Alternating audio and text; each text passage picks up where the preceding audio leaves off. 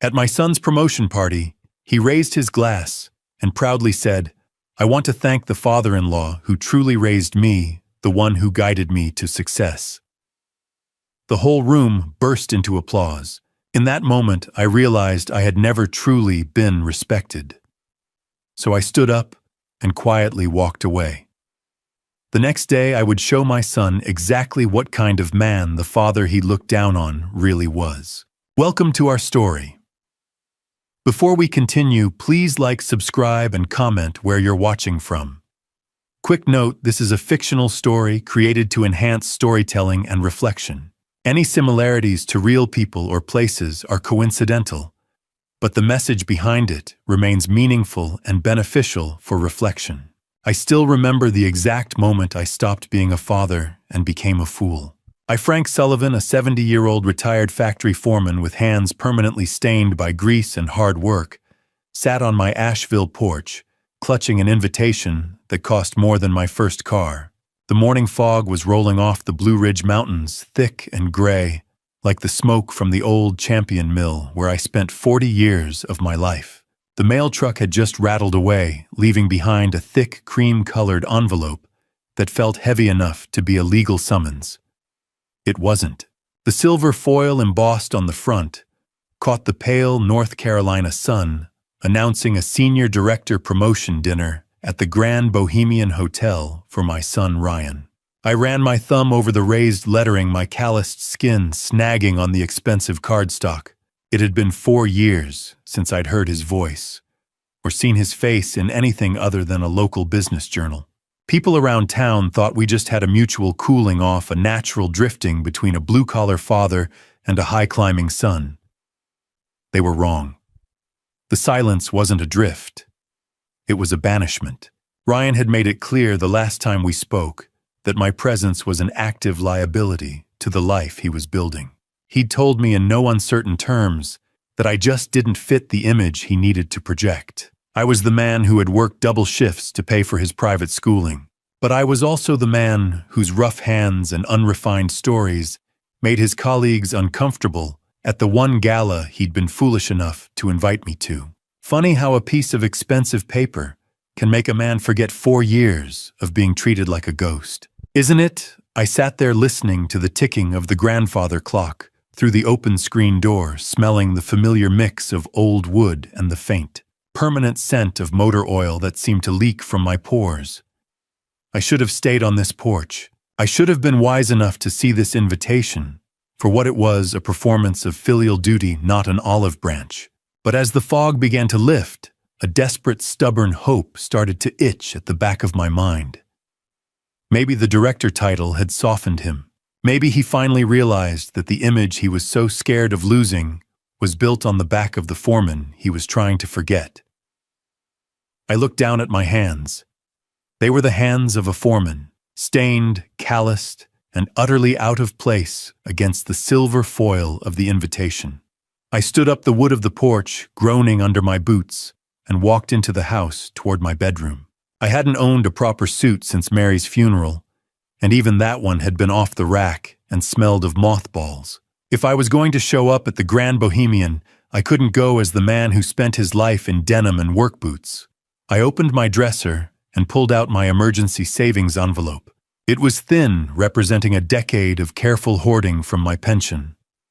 I counted out 30% of it right there on the bedspread. It was enough to buy a suit that cost more than a month of my mortgage. I wasn't going there to beg for his love. I was going there to reclaim the son I thought I knew. But first, I had to look like a man worth acknowledging. The chime above the door sounded like a warning bell as I stepped onto the polished marble of Biltmore Avenue's most expensive clothier. I was a long way from the porch in Asheville, though the distance was only measured in a few miles and a lifetime of class.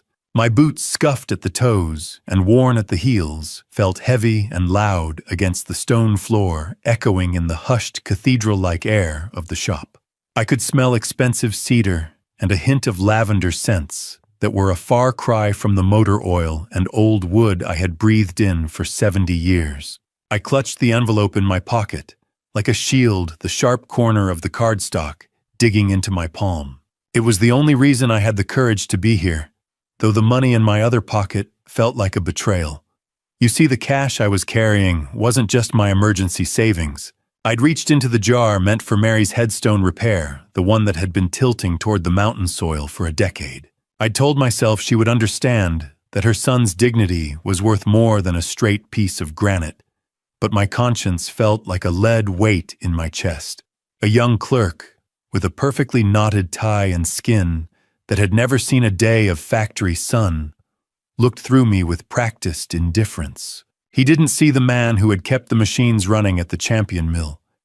He only saw the grease that had made a permanent home in my cuticles. I forced my chin up, meeting his eyes with the same steady gaze I'd used to quiet rowdy mill hands during a double shift.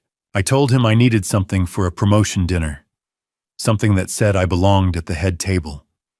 He didn't smile, but he did gesture toward the back. He told me their bespoke options started at $2,000.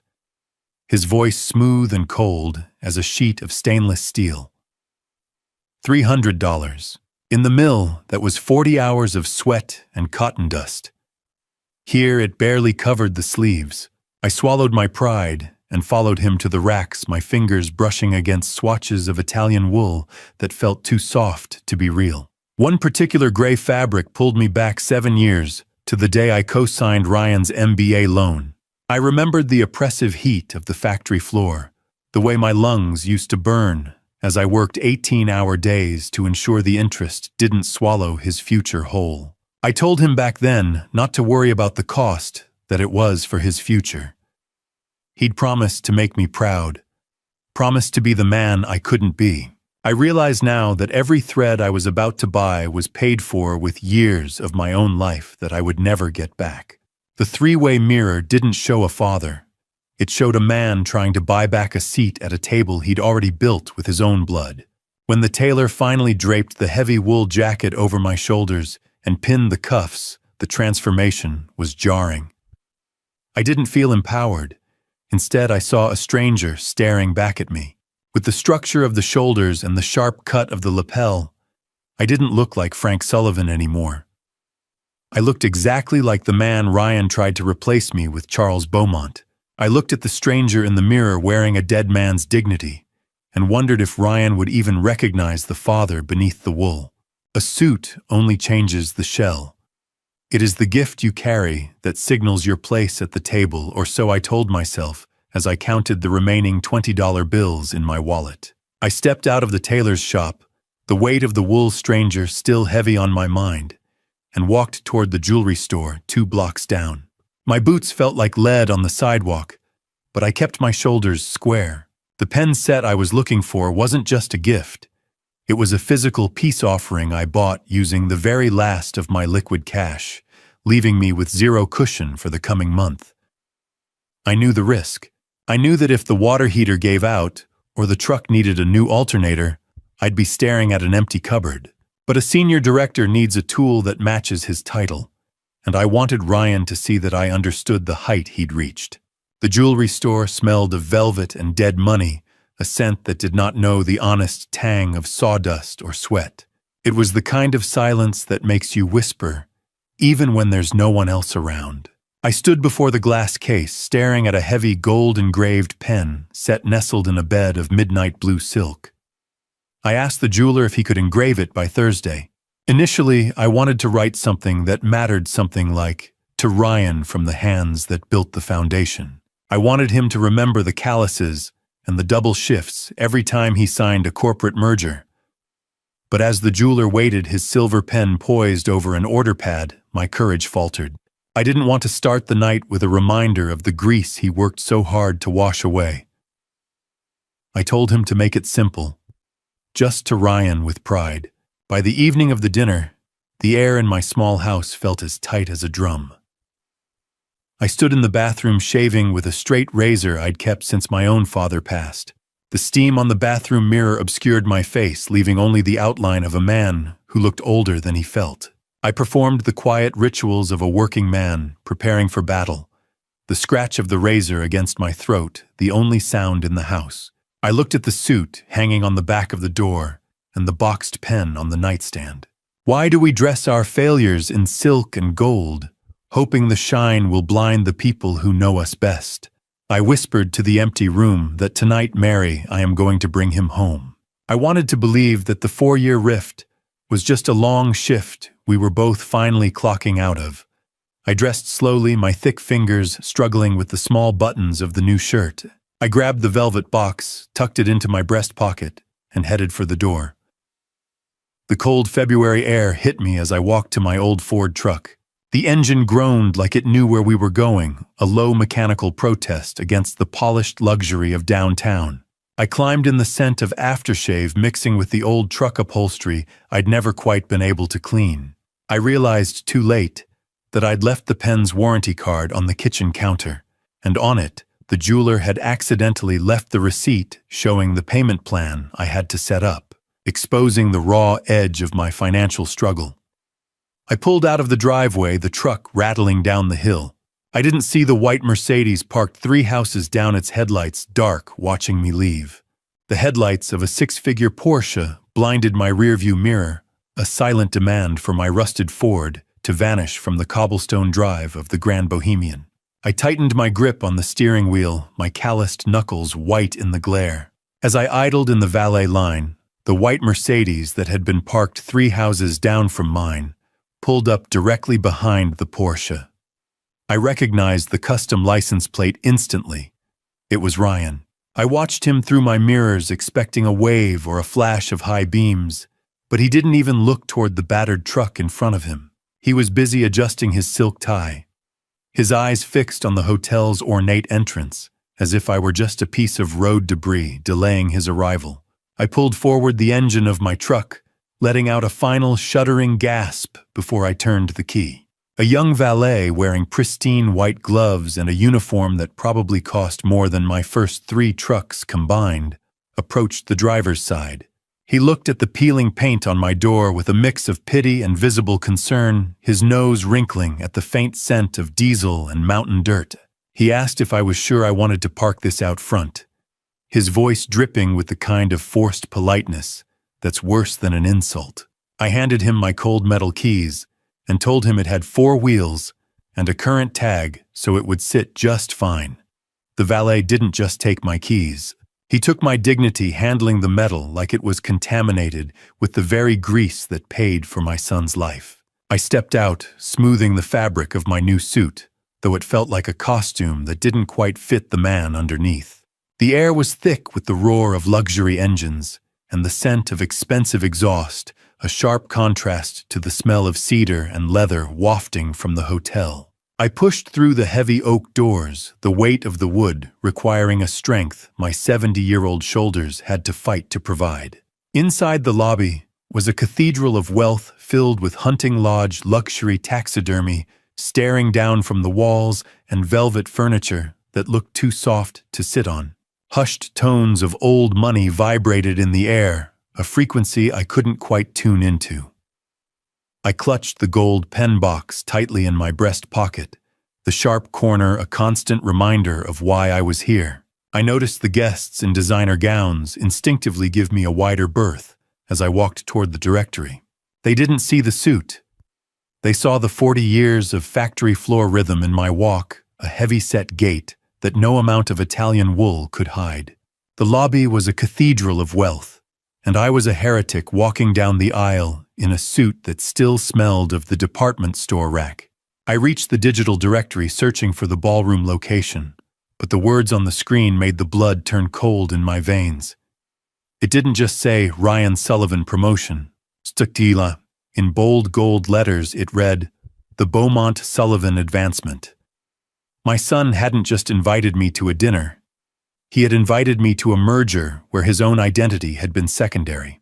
On the directory in bold gold letters it read, The Beaumont Sullivan Advancement. My name was second, and it was smaller, like a footnote to a story I wasn't supposed to read. The swell of a string quartet shouldn't feel like a physical blow to the chest. But as I stepped into the grand ballroom, the music sounded like a funeral march for my own dignity. I had seen that directory in the lobby, that gold-lettered insult that placed my name as a secondary thought to the Beaumont Empire. and the simmering anger in my gut was starting to feel like a steady industrial heat. I reached into my pocket and pulled out the stiff invitation, the one I had spent $300 to match with a suit I didn't recognize. As I turned it over in the dim light of the entryway, I noticed a tiny lime green sticker on the back. It was a color-coded dot, a silent system of classification I hadn't understood until now. I watched a man in front of me hand over an invitation with a gold dot and get escorted toward the stage. I realized then that my green dot was the mark of a tier meant for courtesy invites, only a seat provided out of obligation rather than respect. A hostess with a neck as stiff as the starch in her collar barely looked at my face before directing me toward the back. She told me I was at table 18, right past the massive pillars that obstructed the view of the podium. I asked if there hadn't been a mistake, reminding her that I was the father of the man being promoted. She didn't blink. She simply repeated the number and gestured toward the shadows. Table 18. The number felt like a brand. I wasn't a guest. I was a ghost they were forced to haunt their own party with. I navigated the sea of crystal chandeliers and white linen, my ears ringing with the high-pitched clinking of silverware against fine china. I found my seat in a dark corner, wedged between a massive floral arrangement that smelled of heavy perfume and the service doors that periodically burst open with the smell of kitchen grease and the clatter of bus tubs. I sat on a cold metal chair, my back to the wall, surrounded by junior associates who looked at me as if I were a lost janitor. Across that sea of crystal and white linen, my children looked like islands I'd spent 40 years building only for them to declare me a foreign invader. I watched the VIP table near the stage bathed in the warm glow of spotlights. Ryan Sullivan, my 42-year-old son who stood at the center of the room in a tailored Italian suit, was laughing with Charles Beaumont. Ryan's eyes never strayed far from his wealthy father-in-law, looking for cues on how to hold his glass and when to smile. Sitting next to him was Sarah Sullivan, my 44-year-old daughter, whose jewelry rattled with every nervous movement she made. She was an interior designer who spent her life making things look perfect on the surface, and tonight, she was the masterpiece of her own making. They looked like a cohesive high society unit, and the empty chair I had hoped would be for me was occupied by Charles's personal assistant. I saw Sarah lean in and say something to Ryan, her hand covering her mouth, and for the first time in my life, I saw my daughter look at me with something that wasn't love. It was pity. She caught my eye for the briefest of seconds across the distance, and then quickly looked away, whispering again to her brother. Ryan didn't even turn his head. I didn't travel 60 miles and spend $300 to be a background extra in my own son's life. So I pushed back my chair and began the long trek across that sea of polished oak and snobbery. The legs of the chair scraped against the floor with a sharp, discordant screech that seemed to linger far too long in the quiet moments between the string quartet's notes. I kept my gaze fixed on the VIP table, ignoring the pitying look Sarah had just cast my way. I was a Sullivan, and even if my children had forgotten the weight of that name, I hadn't. I maneuvered through the cocktail crowd, clutching the gold-embossed pen box in my breast pocket like a life raft. The glint of champagne in crystal flutes and the shimmer of diamond earrings blinded me, but I pressed on until I was within 5 feet of Ryan. He was mid-laugh, holding court with a group of silver-haired men in charcoal suits. I recognized a few of them. They were the very bank executives who handled the local pension funds back at the mill. I stepped forward, my hand reaching for the gift, but as I opened my mouth to speak, I overheard Ryan's hushed explanation to the men. He leaned in, gesturing vaguely toward me, and whispered that his father was experiencing a bit of a mental decline, and that they shouldn't mind my presence. The betrayal hit me harder than the 4 years of silence ever had. He wasn't just hiding me. He was discrediting my mind to protect his image. I managed to say his name, my voice sounding rough and alien in that refined air. Ryan spotted me, and for a split second, his face drained of color, a flicker of the boy I used to know appearing behind the mask of the senior director. Then the mask snapped back.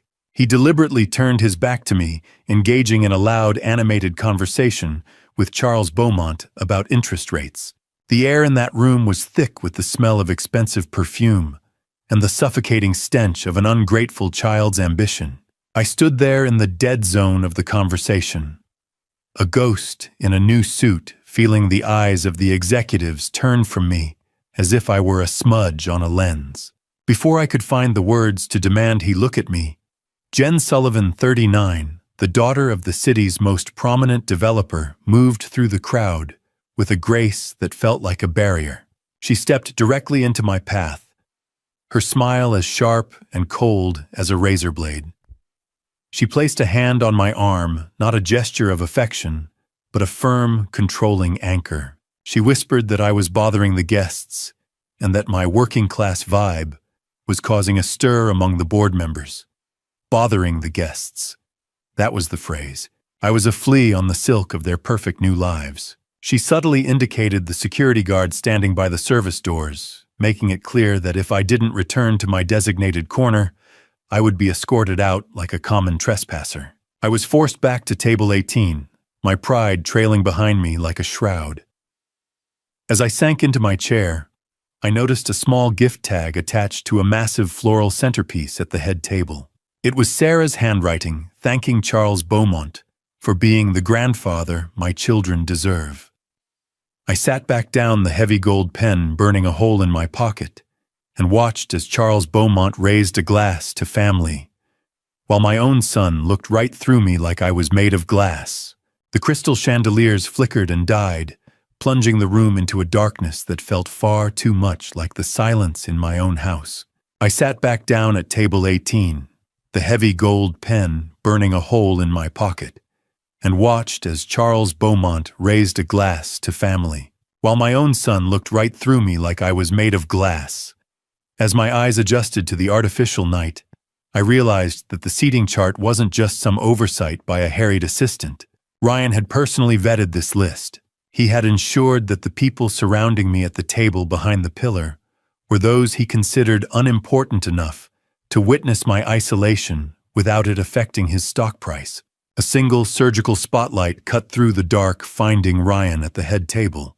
He stood with a confidence that I realize I didn't pay for it. Was grown in someone else's garden, watered by the approval of men who never knew the grit of the factory floor. As he began his walk toward the podium, the room fell into a hush so profound I could hear the nervous, rhythmic thrumming of my own pulse against my tight collar. The air was stale, smelling of expensive floor wax and the lingering scent of floral arrangements that were starting to wilt under the tension.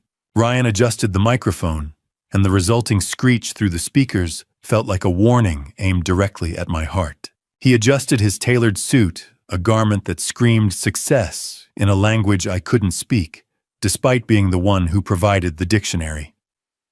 80 guests, 80 witnesses to a lie that was about to become my son's new truth. I could feel the weight of the gold pen set in my breast pocket, a heavy anchor pulling at my dignity. The room was expectant, the kind of silence you find in a court right before the verdict is read. Ryan cleared his throat, the sound amplified and godlike. He began by thanking the Beaumont family for their unwavering belief in him, his voice smooth and practiced. I waited for my name. I felt my heart hammer striking against my ribs, a primitive drumbeat of desperate hope. I thought that maybe after 4 years of being treated like a ghost, he would acknowledge the 40 years of grease and sweat that put that expensive silk on his back.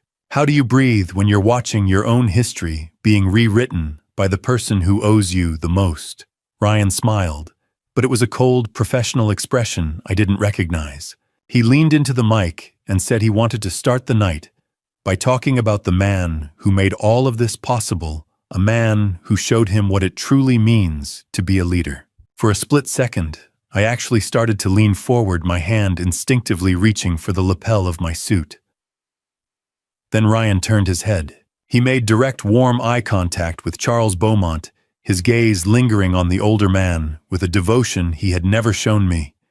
When he said the word father, he didn't look toward table 18. He looked at the man who had bought his loyalty with a corner office and a dowried daughter. Ryan leaned into the mic, a smile spreading across his face that I didn't recognize, and said, "Charles, tonight isn't just about my promotion. It's about the father you've been to me when I had no one else." I watched my son's mouth move, but the voice coming through the speakers didn't belong to the boy I'd taught to throw a baseball. It belonged to a stranger who had decided I was a mistake in his biography. The soft gasp from the audience after his last comment about Charles Beaumont being his true father felt like a collective intake of breath, a signal that everyone in the room knew they were witnessing an execution. Ryan didn't stop there. He leaned into the microphone, his eyes shining with a feverish corporate zeal. He began to pivot the speech toward his childhood, but he didn't speak of the Sunday mornings we spent fishing, or the way I used to carry him on my shoulders. Instead, he framed my 35 years as a factory foreman as a tragic lack of ambition. He mocked the union mentality that he claimed had stifled the air in our home, describing a narrow vision of a man who only cared about the next paycheck and a steady supply of widgets. I felt the eyes of the junior associates at table 18 darting toward me, their initial curiosity curdling into a sticky, suffocating pity. Ryan's voice boomed through the ballroom, claiming he grew up in a house where success was measured by how little grease was under your fingernails at dinner. He laughed, and the room followed suit, a polite ripple of amusement that felt like salt in an open wound. Widgets. He called 35 years of my life widgets. It was as if the blood, sweat, and the literal bone I'd left on that factory floor were nothing more than a punchline for a room full of people who had never known the weight of a wrench. From my shadowed corner, I noticed a pale blue glow reflecting off the podium's glass. My eyes sharpened, focusing on the rhythmic scrolling of text. He wasn't speaking from the heart. He was reading from a teleprompter. This entire character assassination had been scripted, edited, and rehearsed weeks in advance. It wasn't a moment of spontaneous passion. It was a calculated liquidation of my existence. Then came the final crushing lie. Ryan leaned forward, his voice dropping to a theatrical, reverent tone as he spoke about his MBA. He told the crowd that Charles Beaumont was the one who saw potential in him and funded his education when others doubted his path. I clutched my water glass, my knuckles white and straining against the cold surface. I remembered the night I sat at the kitchen table, signing over $45,000, the entirety of my wife Mary's life insurance, and every cent of my 401k, just to ensure he didn't graduate with a mountain of debt. Ryan called Charles Dad, while gesturing for the older man to stand, and the metallic tang of adrenaline and bile rose in the back of my throat. Have you ever heard your own bloodline disowned in a room full of strangers? It sounds like glass shattering in a vacuum. As the room erupted in thunderous applause, and Charles Beaumont stood to embrace the man I had raised, I felt a sudden, terrifying drop in my blood pressure. It wasn't a heart attack. It was something far more permanent. It was the total icy death of my paternal love. The water glass in my hand began to tremble, the surface of the liquid vibrating with the force of a heart that was finally mercifully turning into a stone. I didn't wait for the dessert or the forced handshakes. I stood up while the room was still erupting for the man who had just stolen my life story. The standing ovation was a wall of noise, 80 people celebrating a fiction that had meticulously erased 40 years of my sweat. I slipped past the floral arrangements and the service doors, my movement unhurried and invisible. On a waiter's abandoned tray near the exit, I placed the gold-embossed pen set. A gold nib can't fix a soul that's been traded for a corporate title, and I no longer wanted that dead weight in my pocket. As I moved through the lobby, the air felt thinner and more honest than the manufactured atmosphere of the ballroom. I walked toward the valet stand, feeling the stiff wool of my new suit move against my skin like a shroud I was ready to shed. As I drove away, I looked in the rearview mirror and realized I wasn't just leaving a party. I was leaving behind the version of myself that would have ever forgiven them. That man died tonight, drowned in the applause for a stranger who used to be my son. I pushed through the glass doors, the mountain air hitting my lungs like a bucket of cold water. It was sharp and clean, cutting through the scent of expensive floor wax. I reached the valet line just as a couple of stragglers were leaning against a pillar laughing. They didn't see me, or if they did, I was just a ghost in an off-the-rack suit. One of them mocked the old guy in the back, repeating Ryan's lines about the factory mentality, with a cruel, drunken relish. The Ford engine roared. It was a beautiful, honest sound.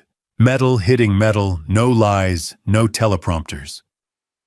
I handed the last $5 bill in my pocket to the valet and told him to keep the change. He didn't thank me, but the engine didn't care.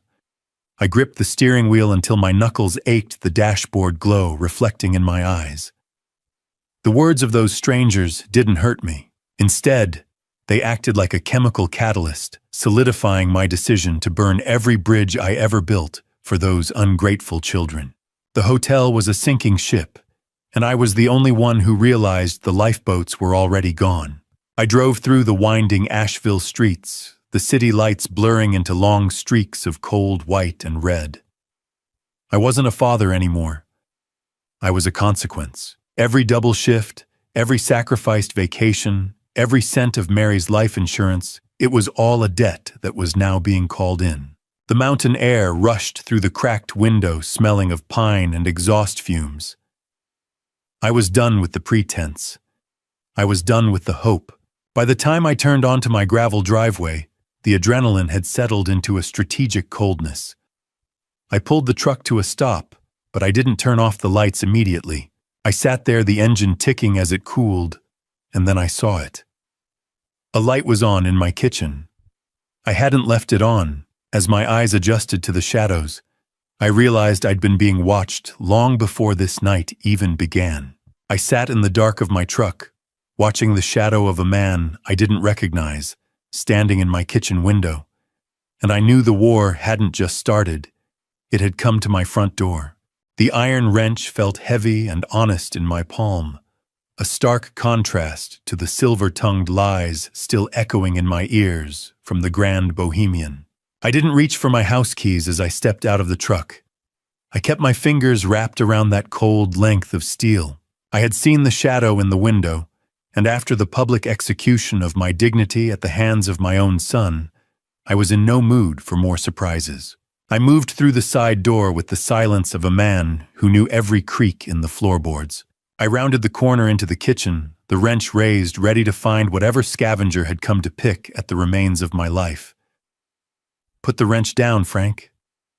It's just me." Earl Thorne, a 69-year-old retired detective who still smelled of stale coffee and old union meetings, sat at my kitchen table with a grim set to his jaw. I lowered the tool, but the adrenaline didn't leave my system. It just turned into a cold, focused energy. Earl explained he'd let himself in after seeing me pull away from that fancy hotel so early. He'd watched the live-streamed speech on his tablet, and he knew I'd be returning home in a dangerous state of mind. But Earl hadn't just come to check on my health. He leaned forward, his voice low, and told me that while I was being shamed in silk, Ryan had been busy. He'd found evidence that my son was already trying to poke around in my medical records, looking for a way to prove I wasn't fit to handle my own affairs. I sat down opposite him, the weight of the betrayal making the wooden chair feel like stone. "You saw it, didn't you?" I asked him. Earl nodded once. "I saw enough to know you need a lawyer and a locksmith in that order," he said. 35 years of foreman wages. Every cent I saved for them was a brick in the wall they just used to crush me. I realized then that I wasn't just dealing with ungrateful children. I was dealing with predators who were already measuring the depth of my grave. After Earl left with a promise to start digging into Ryan's recent activities, the house fell into a silence so thick it was hard to breathe. I moved through the rooms like a surgeon, my emotions cauterized by a new clinical purpose. I took down every framed photo of Ryan and Sarah. I didn't linger on their faces or remember the days the pictures were taken. I simply removed them, leaving behind nothing but empty pale hooks on the walls. The house felt lighter with their faces off the walls, as if I were finally purging a fever that had lasted 4 decades. I pulled cardboard boxes from the attic, the edges sharp and dry against my skin. I began to pack the trophies, the high school diplomas I'd paid a fortune to frame, and the art projects I'd cherished like holy relics. I worked until the first gray light of dawn began to bleed through the blinds, labeling each box with a precise, blocky script. My phone lit up on the counter, the vibration a persistent hum against the laminate. A text from Ryan. "Where did you go?" Charles was offended. I didn't reply. I realized he didn't care if I'd made it home or if my heart was still beating. He only cared about the optics of the head table. The phone buzzed again. Ryan calling this time, but I didn't look at the screen as I taped the first box shut with a sound like a gunshot in the morning quiet. I didn't bother with a greeting when I sat across from the man who had handled my wife's estate. I just laid my 1995 will on the mahogany desk and told him to find a way to burn it legally. The morning had been a blur of packing tape and hollow rooms, and by the time I reached downtown Asheville, the surgical detachment I'd felt at dawn had hardened into something permanent. Merritt Prescott, a man in his late 60s who had spent 4 decades smoothing over the legal messes of Asheville's middle class, looked at me over his gold-rimmed spectacles with a mixture of pity and professional caution. He reached for the document, but I kept my hand on it for a second longer than necessary. I told him about the Grand Bohemian, about the teleprompter lies, and the way Ryan had credited a stranger for the education I'd bled to fund. Merritt sighed, the scent of his wintergreen mints drifting across the desk. He didn't seem surprised, which was the first sting of the hour. He leaned back in his leather chair and told me that Ryan had actually called the office 2 months ago. My son had been pretending to check in on the status of the will, asking subtle questions about whether the assets were protected from outside interference. It was a cold realization.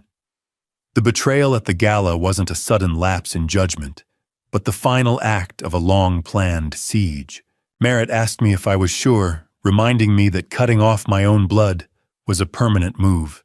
I told him my blood had already disowned me in front of 80 people last night, and I was just making the paperwork match the reality. Is it still an inheritance if you've already paid for it with your soul? I didn't think so.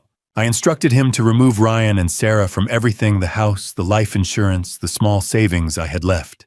In their place, I named a local animal shelter and a trade scholarship fund for young men who actually wanted to work with their hands. Merritt explained the concept of an irrevocable trust. He told me that once these papers were filed and the assets moved, even a judge would have a hard time breaking the barrier. I watched the scratching of his fountain pen across the thick legal bond paper, a sound that was far more satisfying than the string quartet I'd heard the night before. I realized that by signing these pages, I was removing the only reason my children ever bothered to check on me. I was becoming financially invisible to them, and the thought gave me a grim sense of peace. Signature after signature, each one a nail in the coffin of my servitude. I wanted the legal walls as solid as the foundation of the mill I worked in for 30 years. As we reached the final page, I had him add one last clause, a poison pill. If the children ever attempted to sue the estate or contest the trust, their own children's trusts would be immediately forfeited and donated to the same charities. I was protecting the next generation from the rot of the current one. I stood up the cold brass handle of the office door, feeling solid in my grip. I left Merritt's office with a lighter pocket and a heavier secret, knowing that the next time Ryan looked at my house, he wouldn't be looking at an inheritance. He'd be looking at a fortress he could never enter. The diner on Patton Avenue was the kind of place where men like me went to disappear into a cup of black coffee and the hard truths of the past. The smell of burnt coffee and cheap vinyl always helped me think, but the look on Earl Thorne's face told me I wasn't going to like the thoughts coming my way. I slid into the booth across from him, the cold sweat on my neck reacting to the blast of the diner's air conditioner. Earl didn't offer a pleasantry. He just tapped a thin, weathered folder lying open on the laminate table right next to a menu stained with old grease. He had been digging into my banking records from nearly a decade ago, looking for the cracks in the foundation I'd missed while I was busy working. He asked if I'd ever given Ryan my power of attorney back in the day. I told him I had, but only for medical emergencies when Mary was at her worst. Earl's gravelly voice dropped as he pointed to a specific withdrawal from June 2016. $35,000. My heart did a slow, heavy roll in my chest. That money wasn't just a number in a ledger. It was the specialized fund I had set aside for Mary's final cancer treatments. I had spent years believing we'd simply run out of money because the cost of her comfort was so high. I had lived with the guilt of not being able to provide more, never realizing the well hadn't run dry, it had been siphoned. $35,000. In 2016, that was my house, my pride, and my wife's comfort, gone in a single forged stroke. I stared at the photocopied signature card Earl pulled from the vault of the folder. It was my name, written in a hand that mimicked my own with terrifying precision, but it lacked the slight tremor I'd developed after 30 years on the assembly line. I pointed to the letter S, noting how the bottom loop was tight and clipped, not the long, lazy curve I'd practiced since grade school. Earl leaned back, the sizzle of the griddle behind us sounding like static in my brain. He told me it was Ryan's hand, and that my son hadn't even tried that hard to hide it, because he knew I'd never check an old ledger while I was grieving. How do you look at a man who grew up in your house and see a thief who started robbing you before his own beard was fully grown? The metallic tang of rage filled my mouth, more bitter than the black coffee I'd been nursing. I felt the rough grain of the diner table under my palms, the same hands that had worked double shifts to cover the interest on Ryan's MBA, while he was systematically draining my wife's peace of mind. But Earl wasn't finished. He dropped a final bombshell that made the air in the diner feel like it was disappearing. Ryan didn't just steal the cash. He had listed the reason for the withdrawal on the internal bank memo as incompetent parent, long-term care deposit. He had started the paper trail for my senility 9 years ago, weaving a web of lies to catch me before I even knew I was being hunted. I looked at the forged signature one last time, my eyes stinging not with tears, but with the realization that my son hadn't just stolen my money. He'd been planning my disappearance for 9 years. Earl didn't close the folder. He just turned the page to a list of debts that made 35 grand look like pocket change. I stared at the forged signature one last time, my eyes stinging not with tears, but with the realization that my son hadn't just stolen my money. He'd been planning my disappearance for 9 years. Now, the secondary folder Earl pulled from his satchel was twice as thick, stuffed with the kind of financial rot that usually stays buried until the bank comes for the keys. I watched his steady hands smooth out a spreadsheet. The mountain of high-interest consumer debt was breathtaking, but it was the 2 secret second mortgages on Ryan's luxury home that made me lean back against the greasy laminate of the booth. Every expensive suit he'd worn to that gala, the Mercedes he drove with such arrogance, it was all built on a trapdoor. Earl pointed to a recent salary increase from the senior director promotion. It looked like a victory on paper, but a series of red ink annotations showed that every penny was already being garnished by a private lender that Charles Beaumont certainly didn't know about. He's leveraged to his eyeballs, Frank Earl said, his gravelly voice competing with the distant hum of a jukebox playing some forgotten country song. The house, the cars, the jewelry, it's all owned by the banks. He wasn't waiting for my love. He was waiting for my equity. My son was a polished mahogany door with termites eating the frame from the inside out. He wasn't climbing a corporate ladder. He was running on a treadmill over a pit, and he was looking at my house as the only thing that could stop his fall. The heat from my coffee cup seeped into my palm, but I felt stone cold. Then Earl slid a printout of Sarah's business accounts across the table. I saw her name and felt a fresh, primal betrayal. My daughter, the interior designer who always prided herself on her perfect taste, had been siphoning money from her firm to cover Ryan's interest payments. Sarah wasn't just his sister. She was his bookkeeper in a family-wide scheme of survival. She was keeping the lights on in his life, only because her own inheritance was tied to the same equity he was trying to liquidate. They weren't siblings anymore. They were business partners in a plan to harvest me like an old crop.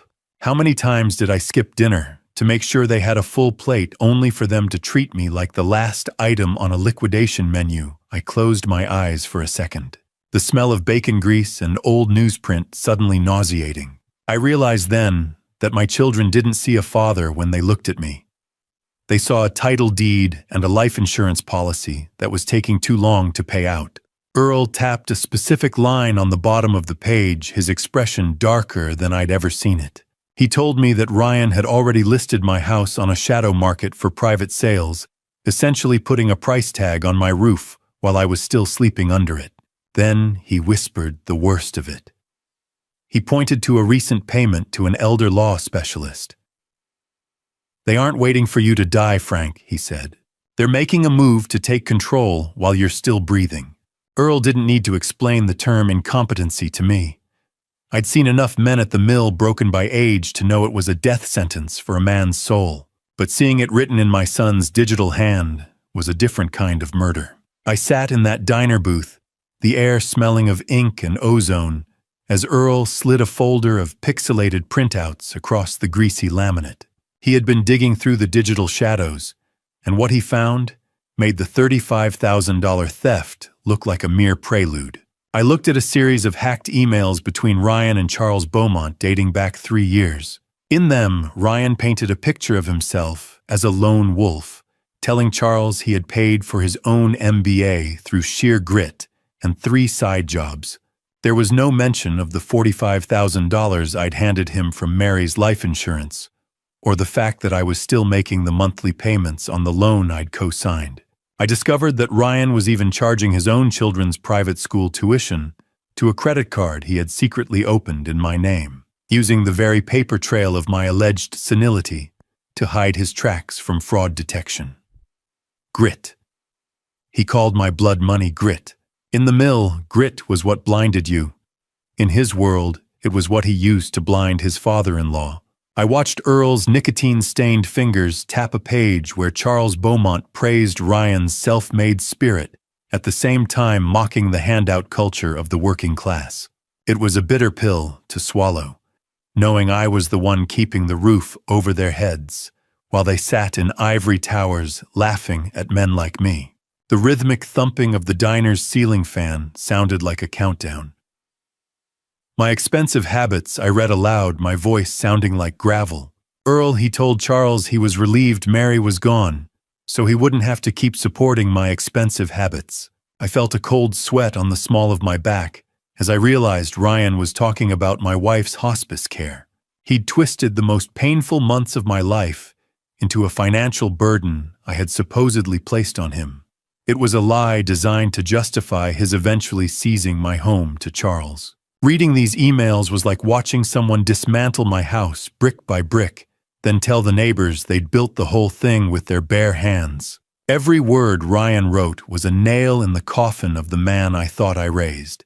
The emails revealed that his senior director promotion was actually conditional on him cleaning up his family baggage. In his world, baggage was just a polite word for an aging father who knew too much.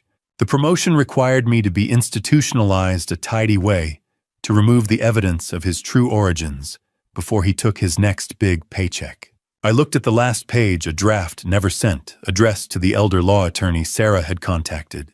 It contained a date for my wellness check, and as I read the numbers, the cold iron in my blood finally solidified. It was only 6 days away. I didn't blink as I looked at that date. 6 days was a lifetime for a man who knew how to operate heavy machinery. I didn't blink as I looked at that date. 6 days was a lifetime for a man who knew how to operate heavy machinery, but it was just long enough for my daughter to polish the bars of my cage. My thumb traced the edge of the paper, the fiber rough against my skin. The fear I should have felt was gone, replaced by the cold, rhythmic precision of a foreman assessing a structural failure.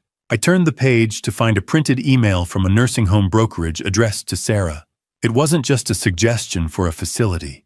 It was a confirmation, of a $3,000 consultation fee paid directly to her for the successful referral of a new resident. My own daughter had put a finder's fee on my head before I was even through the door. Earl shifted in the vinyl booth, the screech of the metal legs against the tile sounding like a dying animal. He slid a second stack of papers toward me, these ones covered in Sarah's distinctive loopy handwriting and screenshots of her text messages. I watched as she described my deteriorating memory to Ryan, detailing how I had forgotten where I put my keys or how I had stared blankly at the television. It was a lie. I hadn't forgotten the keys. She had moved them to the top of the refrigerator where she knew I wouldn't look. She was building a case brick by brick, using her skills as an interior designer to draft a blueprint for my demise. She suggested installing high-contrast handrails and floor sensors in the hallway. I told Earl I still bench pressed 60 pounds at the YMCA, and his face stayed grim.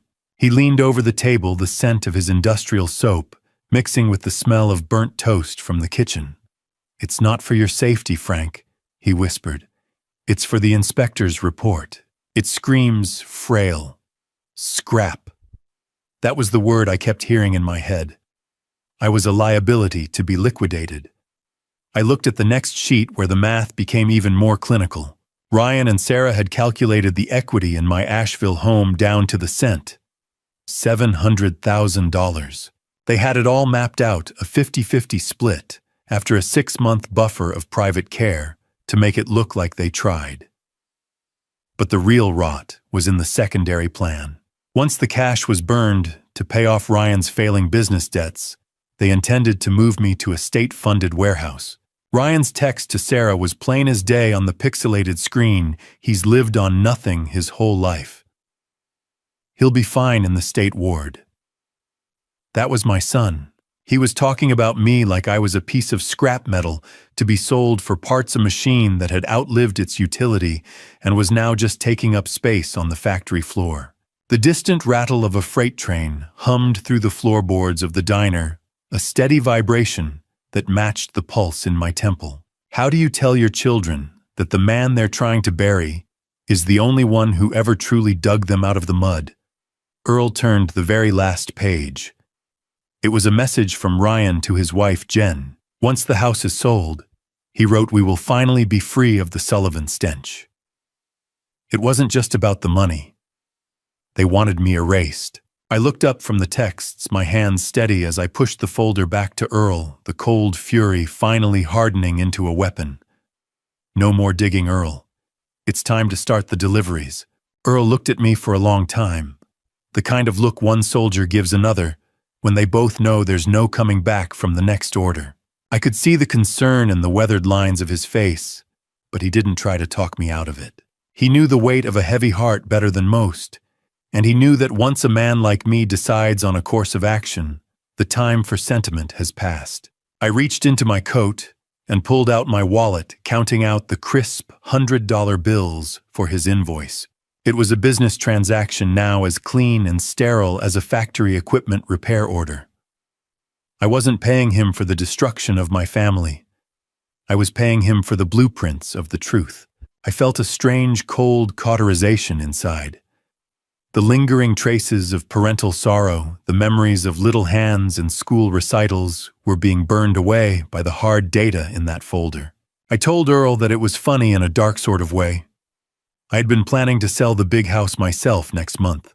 I was going to move into a little bungalow out in Weaverville and surprise Ryan and Sarah with $100,000 each to help them settle their debts. I officially liquidated that plan in my mind right then. That money would be put to much better use now. Earl leaned forward, noticing I hadn't moved my mug. "You okay, Frank?" "You haven't touched your coffee." I looked at the dark, still liquid.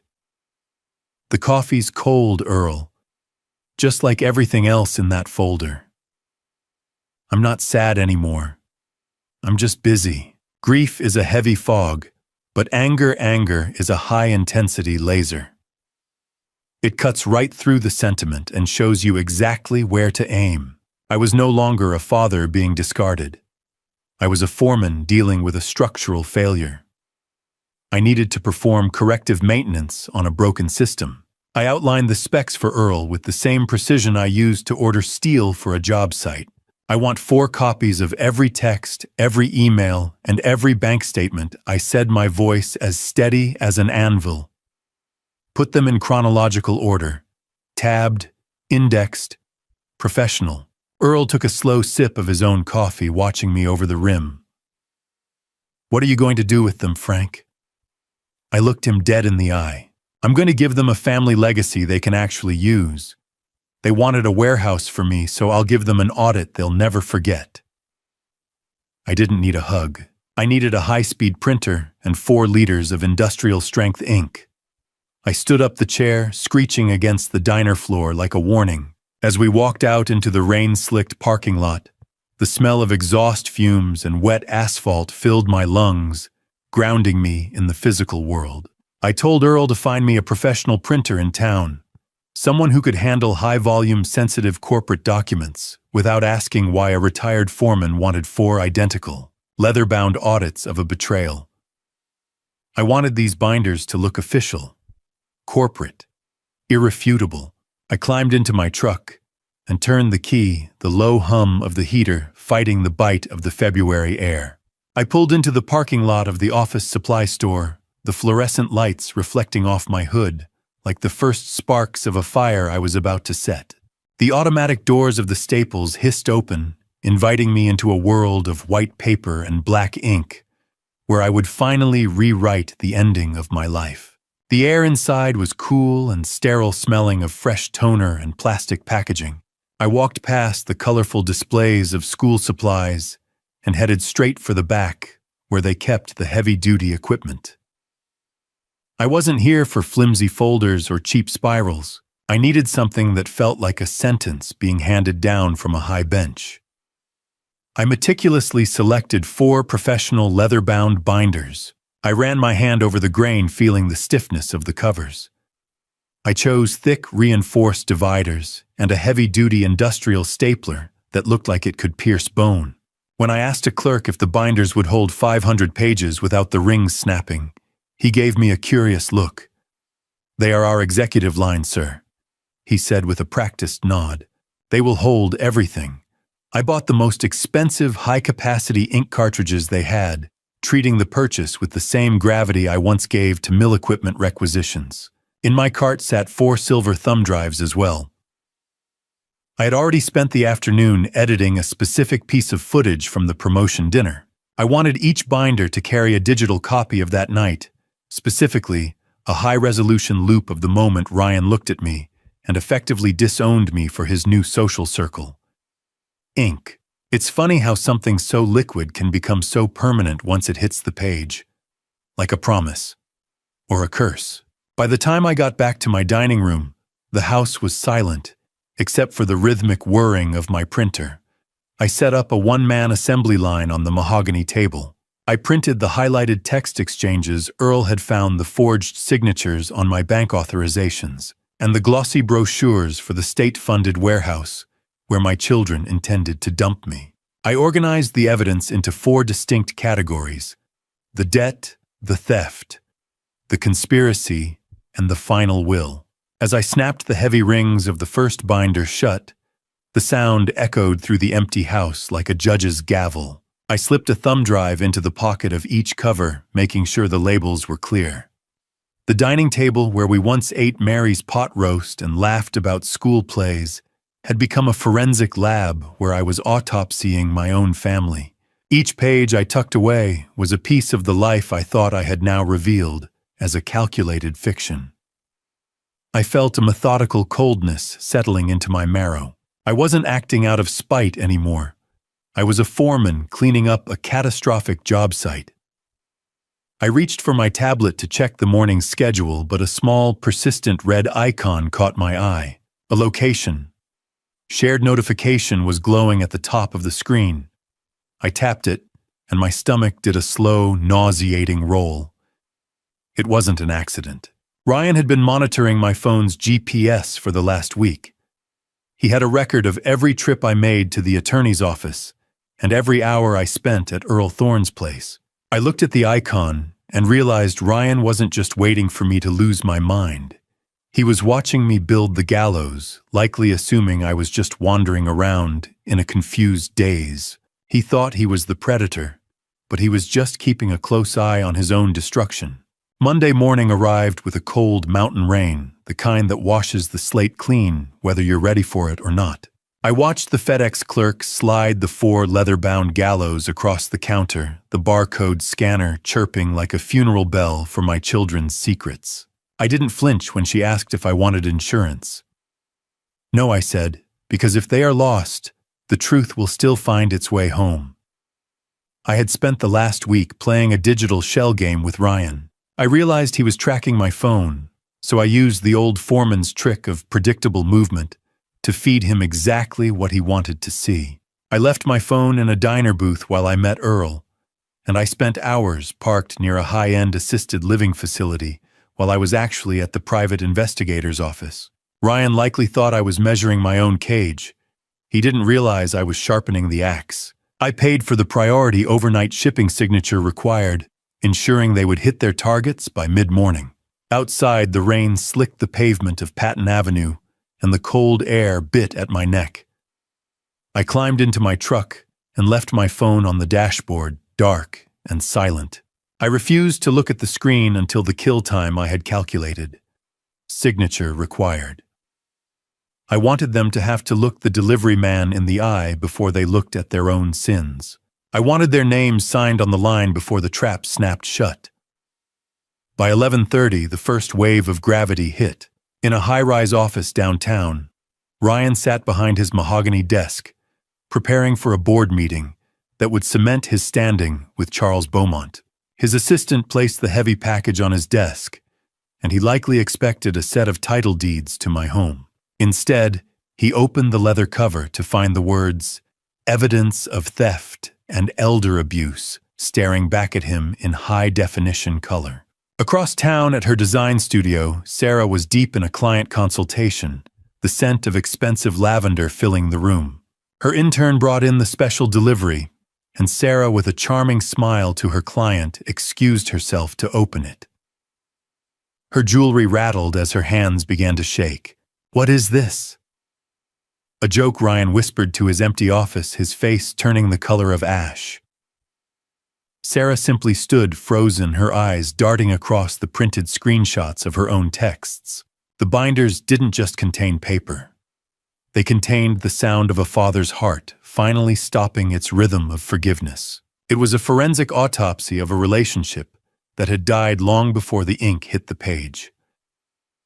Ryan flipped the pages, his breath coming in shallow hitches. He expected a list of what he had taken from me, but as he reached the section labeled Forensic Accounting, his knees hit the floor. I hadn't just listed his thefts. I had compiled a directory of every person he had ever lied to about his wealth, including a full contact list for the Beaumont estate. My son had spent years building a house of cards, and I had just handed him a match. Sarah's vision blurred as she realized the depth of the betrayal she had committed, her own handwriting, condemning her in every paragraph. Ryan's hand shook so hard, the binder rings rattled, but it was the yellow sticky note on the final page that drained the remaining blood from his face. I'm not the only one who received a copy today. The first buzz of my phone sitting on the truck's dashboard felt like the first drop of rain before a hurricane, cold, rhythmic, and inevitable. I didn't reach for it.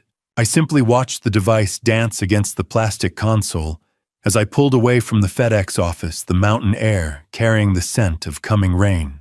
Ryan's name flashed across the screen in a bright, demanding glow.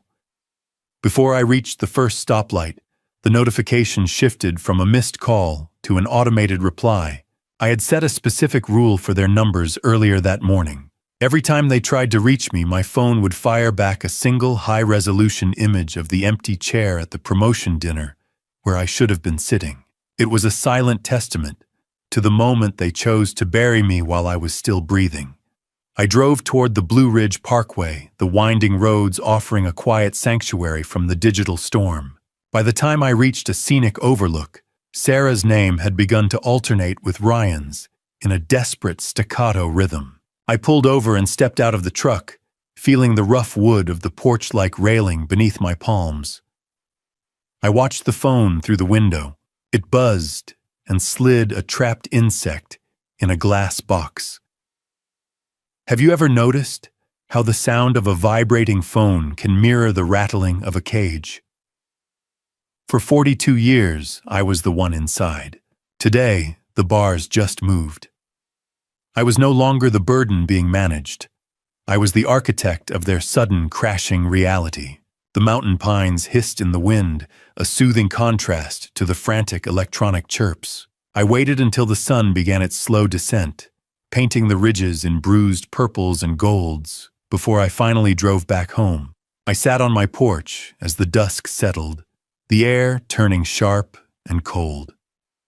My phone was heavy in my pocket, bloated with the weight of 24 missed calls. I finally opened the first voicemail. Ryan's voice was a jagged mess, starting with corporate indignation, before spiraling into a high-pitched, childlike terror. "Dad, answer the goddamn phone. You can't do this. You're ruining everything, do you hear me?" I listened to the end, then tapped the screen. Message deleted. Sarah's messages were worse, a cacophony of sobbing and frantic excuses.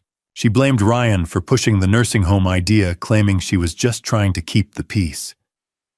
Then came the ultimate play, her voice cracking with a manufactured fragility. "Dad, I was pregnant. I'm still pregnant. Please, we need to talk." I didn't feel a flicker of the old guilt. I knew my daughter. I knew she would weaponize a heartbeat to save her own skin.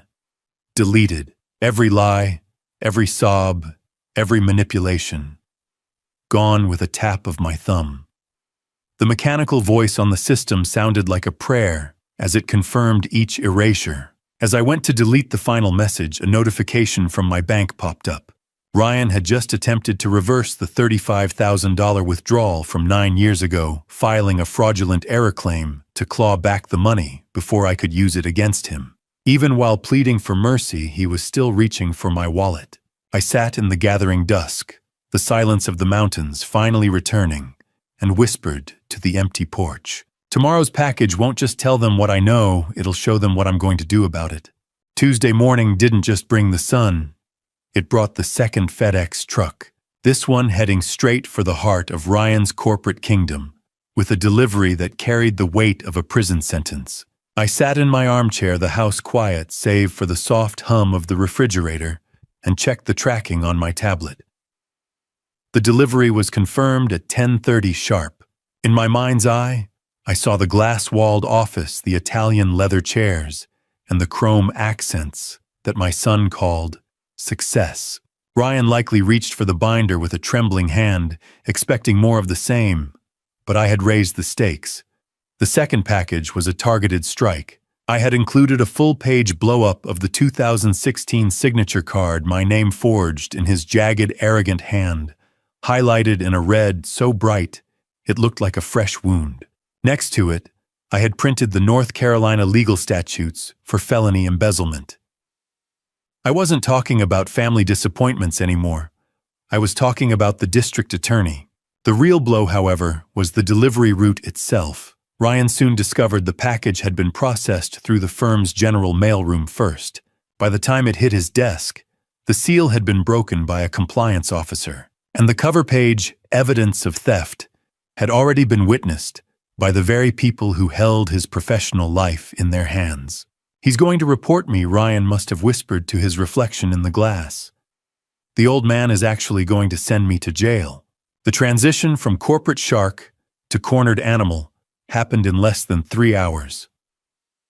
17 missed calls, 3 voicemails, one son who had finally realized that the old man knew how to fight back. I didn't answer. I just watched the front gate on my security feed. Around 2 o'clock, Ryan's silver sedan roared up the driveway, kicking up gravel like a spray of bullets. He didn't even turn off the engine before he was at my door, his face a mask of sweating, blotchy panic. He began to pound on the solid oak, the vibration rattling the family photos in the hallway. "Dad, open this door." "We can fix the money, I'll pay it back," he screamed, his voice cracked, losing that practiced baritone he used for board meetings.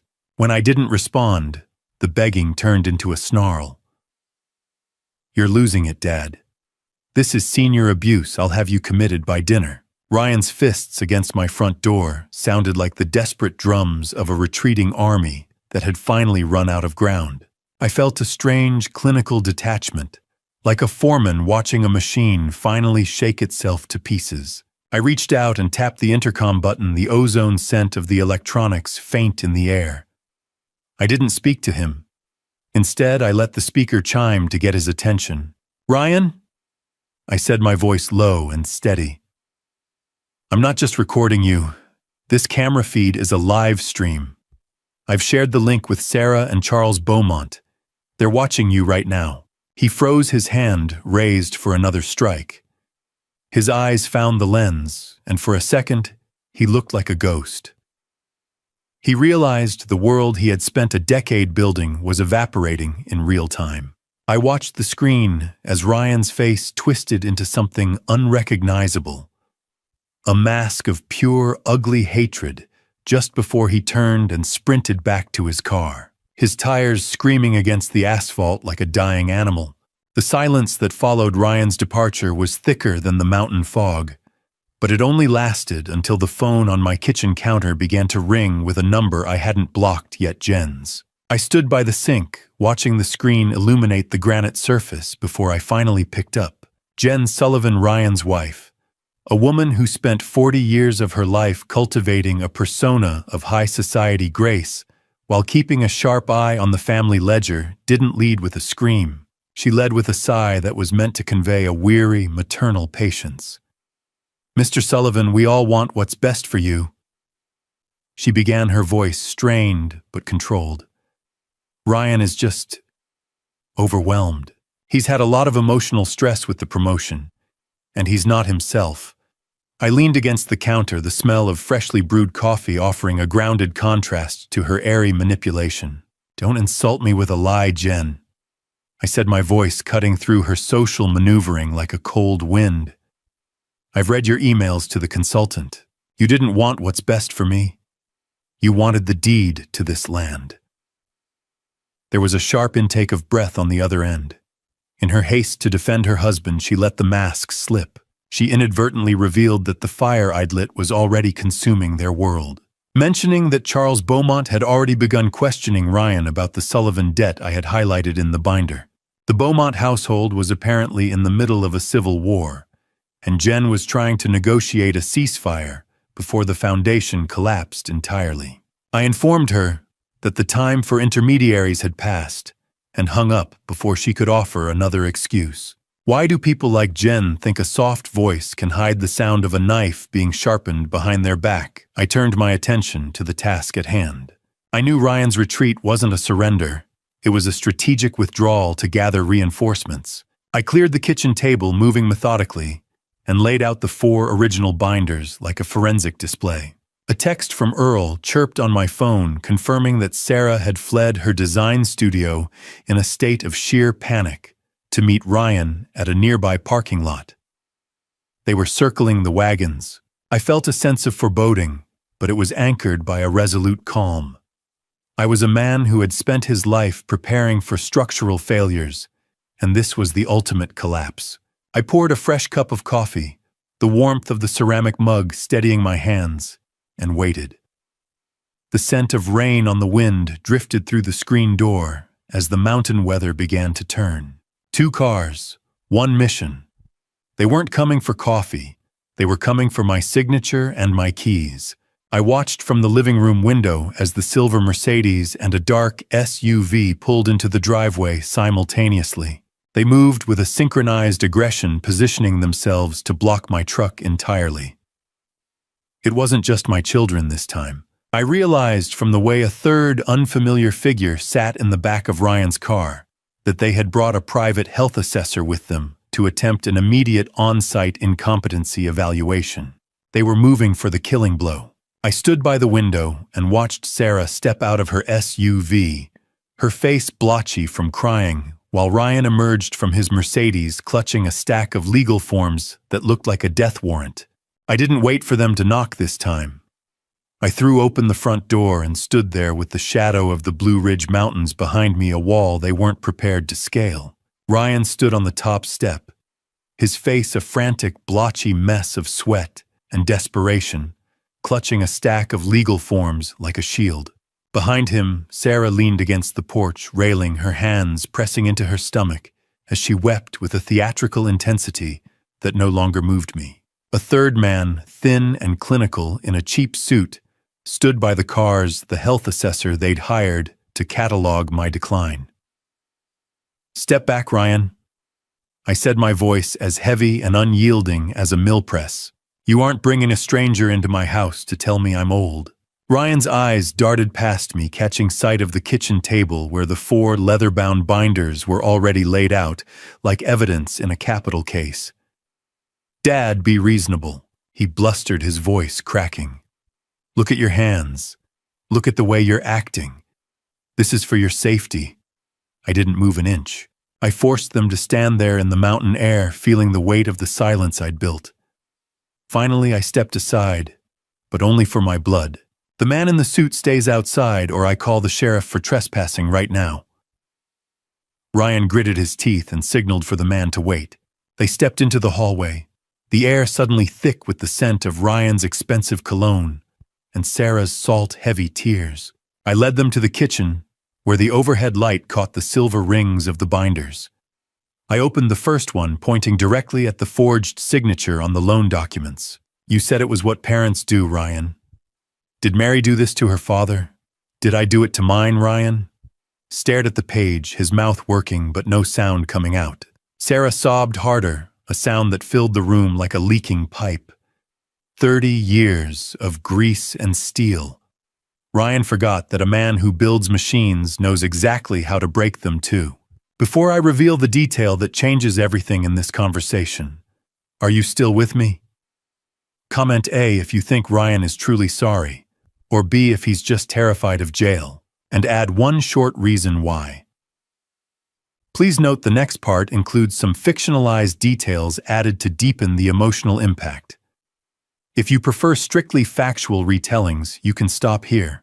The kitchen table wasn't a place for dinner anymore.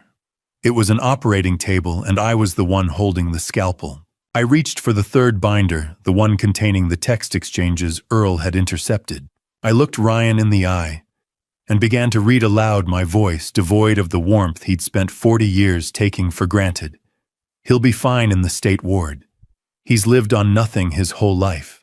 Those are your words, son, not mine."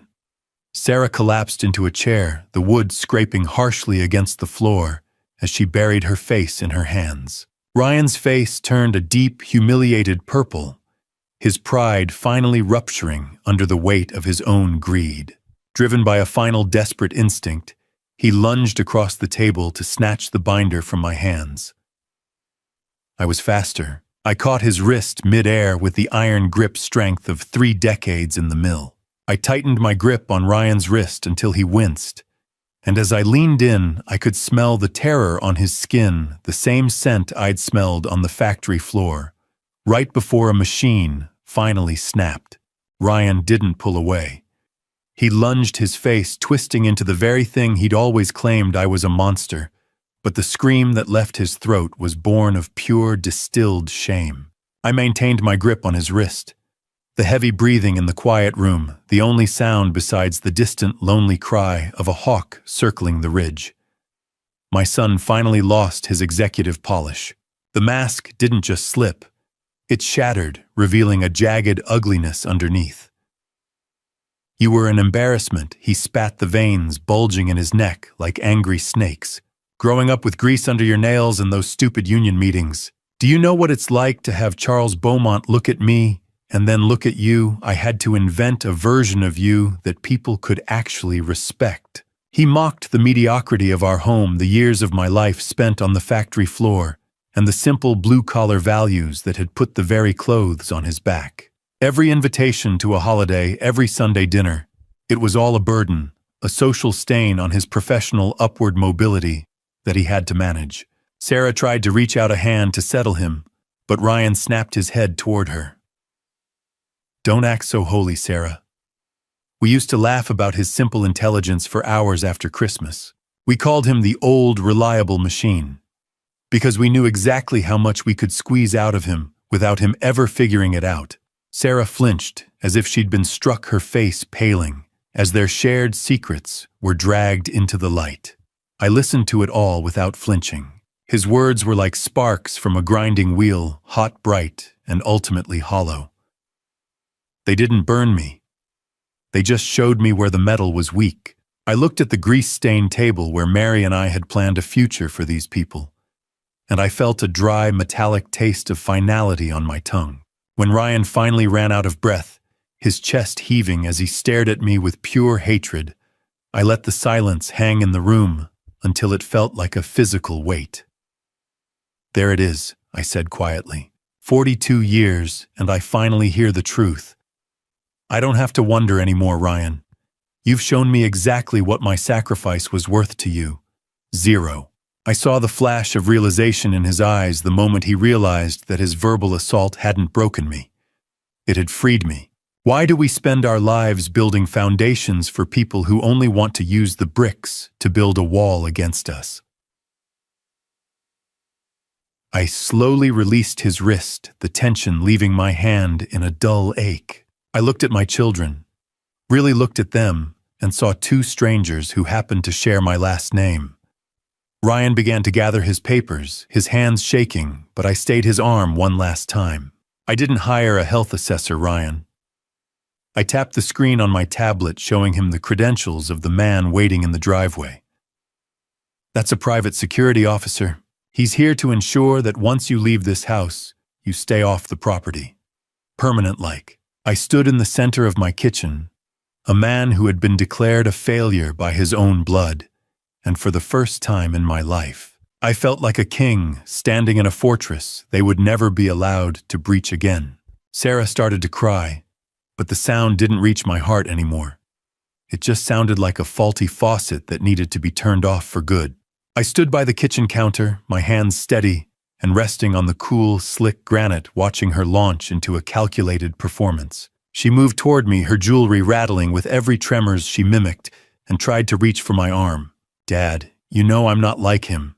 She sobbed, her voice reaching that high-pitched frequency she used as a child to get out of trouble. Ryan bullied me into the nursing home plan. He threatened to cut me off if I didn't help him with the paperwork. I looked past her, noticing the way she stole a quick glance at her reflection in the microwave door, adjusting her posture to look more fragile. It was a curated display of grief for an audience she had already lost. I let her continue for a moment, listening as she invoked the memory of my late wife. Mom would be so heartbroken if she saw us like this. She whispered, her artificial floral perfume thick and cloying in the small space. Please just forgive me. I didn't flinch. Instead, I thought about the files Earl had pulled from Ryan's cloud storage. I know about the deleted texts, Sarah, I said, my voice cutting through her theatrics. The ones where you laughed about how easy I was to manipulate as long as you cried a little. I saw the ones where you joked that I was so desperate for affection I'd believe anything you said. Her tears were like the coolant leak on an old boiler, enough to look like a crisis, but not enough to stop the engine from burning itself out. The room fell silent, save for the low, indifferent hum of the refrigerator and the smell of ozone from the intercom system. Sarah's tears stopped instantly, as if a switch had been flipped. Her face shifted from the grieving daughter to a trapped animal in a split second, her eyes narrowing as the mask fell completely away. I leaned forward, the distance between us feeling like an ocean. Forgiveness without change is just permission, Sarah. You don't want my grace. You want my silence. You aren't sorry you hurt me. You're sorry you lost the deed to the house and the finder's fee from the facility. For weeks, I watched the two of you treat my life like a liquidation sale, and now that the hammer has fallen, you want me to tell you it's okay. Why do the people who break you always expect you to provide the glue to fix the mess they made? I've spent my life building a foundation for people who only wanted to use the bricks to build a wall against me. You didn't come here today to apologize. You came here because your safety net is gone, and you're terrified of the ground. Forgiveness requires restitution and a change of character, neither of which I see in this room. You aren't asking for my heart. You're asking for permission to keep treating me like a disposable asset. I'm done providing that. The cold air from the open front door drifted into the kitchen, a reminder that the world outside was moving on without them. Sarah stood, stunned, her mouth opening and closing, as she realized the old tools of manipulation were useless against the man I had become. She didn't know how to respond, because for the first time in 44 years, the man she thought was her doormat had just become her judge. Ryan didn't like being ignored. He saw the way I dismantled Sarah and realized his only weapon left was the one thing he thought I couldn't live without his son. He stepped forward, the heavy thud of legal papers hitting the kitchen table punctuating his desperation. "You're going to die alone, old man." He snarled, his face contorting into a mask of pure spite. "You'll never see your grandson's face again. I'm going to make sure he forgets your name before he hits kindergarten." I looked him in the eye, and for the first time in years, I didn't feel the sting of his threats. I felt pity. "He doesn't know me now, Ryan," I said, my voice as calm as the mountain shadows stretching across the yard. "You made sure of that with your busy weekends and your curated excuses. But when he's a man, he'll know I was the only one who didn't lie to him." I reached for a document in the binder and slid it across the table. I informed him that I'd already established an irrevocable trust for the boy. It was funded by the very $35,000 Ryan had stolen nearly a decade ago. I'd used the legal freeze Merritt Prescott initiated to claw it back before Ryan even noticed the transaction was being audited. The parents were completely cut out of the equation. The boy would access the funds only when he turned 18. Ryan's jaw tightened as he realized the ransom he was trying to collect had already been spent on the hostage's future. Why do people think blood is an all-access pass to a man's dignity? My blood is in the steel of this city, the bridges I helped maintain, and the reputation I built with 40 years of honest sweat. Not just in the veins of children who view me as an ATM. I stood up, my posture straighter than it had been since the day Mary died. "I'm choosing peace over pain," I told them, the words feeling like a reclamation of my own soul. "You two are no longer a part of that peace. My role as your safety net, your bank, and your convenient scapegoat is over. I lived in a kind of servitude to your expectations for far too long, and today I'm taking my dignity back." I walked toward the hallway, the smooth brass of the front door handle cool against my palm. "Out. Both of you. Before the security I hired assists you to the curb." Sarah let out a strangled sob, the lingering scent of her expensive perfume clashing with the damp mountain air blowing in through the screen. Dignity. It's a heavy word when you've been carrying someone else's shame for 40 years. But as I stood my ground, it felt light as a feather. I opened the door wide, inviting the evening chill to sweep out the rot. As they moved past me, I handed Ryan one final crisp white envelope. It was a bill calculated down to the cent for 30 years of uncompensated storage for the childhood boxes and old furniture they'd left cluttering my attic while they built their new lives. It was the final financial sting, a symbolic end to the idea that I owed them anything more. Ryan took the envelope, his fingers trembling with a rage that had nowhere to go, but it was his final look back that told me I hadn't just won a fight, I'd ended a legacy. The walk from the kitchen to the porch felt like the longest 3 yards of my life. But with every step, the floorboards stopped groaning under the weight of people who didn't belong here. I stood as a silent sentinel on the weathered wood, watching Ryan and Sarah descend the steps for what I knew would be the last time. As those taillights disappeared into the deepening mountain shadows, I realized that I wasn't just watching them leave my property. I was watching the last bit of leverage they ever had over my heart evaporate into the crisp mountain air. Ryan's face was a twisted mask of impotent fury, as he reached his Mercedes, while Sarah's performance had finally dissolved into a cold, hard silence that suited her far better than the fake tears. They climbed into their expensive car's vehicles, partially funded by the very man they had tried to erase, and the sound of their tires kicking up gravel was the most beautiful applause I had ever heard. I stayed there until the hum of their engines was swallowed by the whispering pines.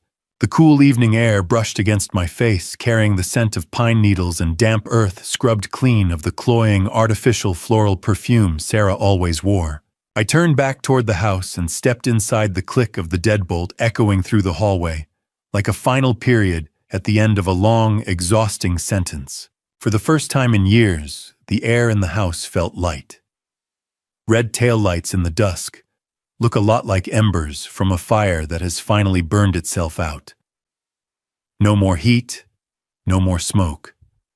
Just ash. I walked slowly through the rooms, noticing the empty wall hooks and the faint outlines where photos of family vacations and forced smiles used to hang. I didn't feel the hollow ache I had expected. Instead, I felt a profound sense of relief, as if I had finally evicted the ghosts of my own expectations. I had spent 4 decades trying to build a legacy out of people who only wanted to tear the house down for the scrap metal. I made my way to the living room, where the dusk shadows were stretching long fingers across the floor. I sat down in my old armchair, the worn fabric familiar and supportive against my back. "It's finally quiet," I whispered to the empty room. 42 years. That's how long I carried them. I didn't realize how much my back ached until I put the burden down. The silence wasn't the lonely kind that had haunted me after Mary died. It was a peaceful, earned solitude. I reached into the drawer of the side table and felt around in the back until my fingers brushed against a small, yellowed scrap of paper. I pulled out the handwritten note from Mary that I had tucked away years ago, a private message she'd left in my toolbox before her final hospital stay. It simply said, "Live for yourself, Frank." I stared at her elegant looping script until the darkness made it impossible to see the ink. I finally understood that I hadn't just defended my home. I had fulfilled her last wish. I leaned my head back, listening to the profound silence of a house that was finally truly mine. I sat in the dark, the mountain night pressing against the windows, and for the first time in my life, I wasn't waiting for the phone to ring or a door to slam. I was just waiting for the morning. The sun didn't just rise the next morning. It broke over the ridge like it was seeing a new man, and for the first time in 40 years, the coffee in my hand didn't taste like an obligation. I stood on the porch, the steam from my mug rising into the crisp Appalachian air, listening to the birds returning to the ridge. Their songs were the only things breaking the quiet, and it was a sound I found I could finally live with. I spent the following weeks with my hands in the dirt, tending to the new green shoots in the vegetable garden Mary had once loved. The rough soil between my fingers felt grounding, a physical reminder that life could be cultivated rather than just managed. I ignored the few flying monkeys Ryan sent my way, distant cousins and old business associates who tried to weaponize guilt. My internal walls were now impenetrable to their calls. Even the mail brought a strange kind of peace. I received a final legal notice from Merritt Prescott detailing the fallout of my defensive measures. Ryan had attempted to contest the irrevocable trust I'd set up for my grandson, but he hadn't accounted for the poison pill clause I'd insisted upon. His legal maneuvering triggered a secondary freeze on Sarah's design studio assets, throwing them into a frantic mutual lawsuit. I watched my children turn on each other from a distance, feeling nothing but a mild clinical interest. Silence. It isn't the absence of noise, it's the absence of fear. I hadn't heard it in decades, but now it filled every room of my house like a warm light. By the time May rolled around, I felt a pull toward something beyond my own fence line. I drove into town to the Buncombe County Literacy Center, a small building that smelled of pine-scented cleaner and the comforting dust of old library books. I met the director, Elena Vance, a woman in her 30s with kind eyes and a binder full of local struggles. She looked at my rough, calloused hands and didn't see a foreman. She saw a teacher. I told her I used to teach men how to run 10-ton presses and that I figured I could teach them how to navigate a paragraph. "We don't need foremen here, Mr. Sullivan," she said with a soft laugh. "We need patience." I looked at her and smiled, the weight of the last 40 years, finally feeling like an asset instead of a burden. "I've got plenty of that now," I replied. "I just spent 4 decades waiting for my life to start." Words are just another kind of tool. If you don't know how to use them, the world will always find a way to use you instead. I understood that better than anyone. As Elena led me toward a small classroom under the hum of fluorescent lights, I felt a sense of purpose that had nothing to do with my bloodline. It was a liberation I hadn't known was possible. I realized my first student was a young man who had been fired from Charles Beaumont's logistics firm for unreliability. Looking at his intake form, I saw the truth: he wasn't lazy. He was just illiterate, unable to read the very manifests that dictated his life. It was a Beaumont wrong I could finally help right. I opened the door to the small classroom and saw a name on the roster that made my heart stop. Not because it was a Sullivan, but because it was the first name of a future I was finally allowed to own. I pulled into my driveway with the smell of old library books still clinging to my sweater, only to find a piece of the past taped to my front door like a yellowing bandage. The session at the Literacy Center had been more than productive. I had looked at the roster earlier that morning and realized the young man sitting across from me was the son of a man I'd fired from the mill nearly 15 years ago for theft. It was a strange, quiet justice to be teaching the boy how to read the world that had broken his father a full circle of repair that felt right in my calloused hands. I stepped onto the porch and peeled the handwritten letter from the wood. The yellowing tape left a sticky residue that I knew I'd have to scrub off later. I recognized the loopy script immediately. It was from Sarah.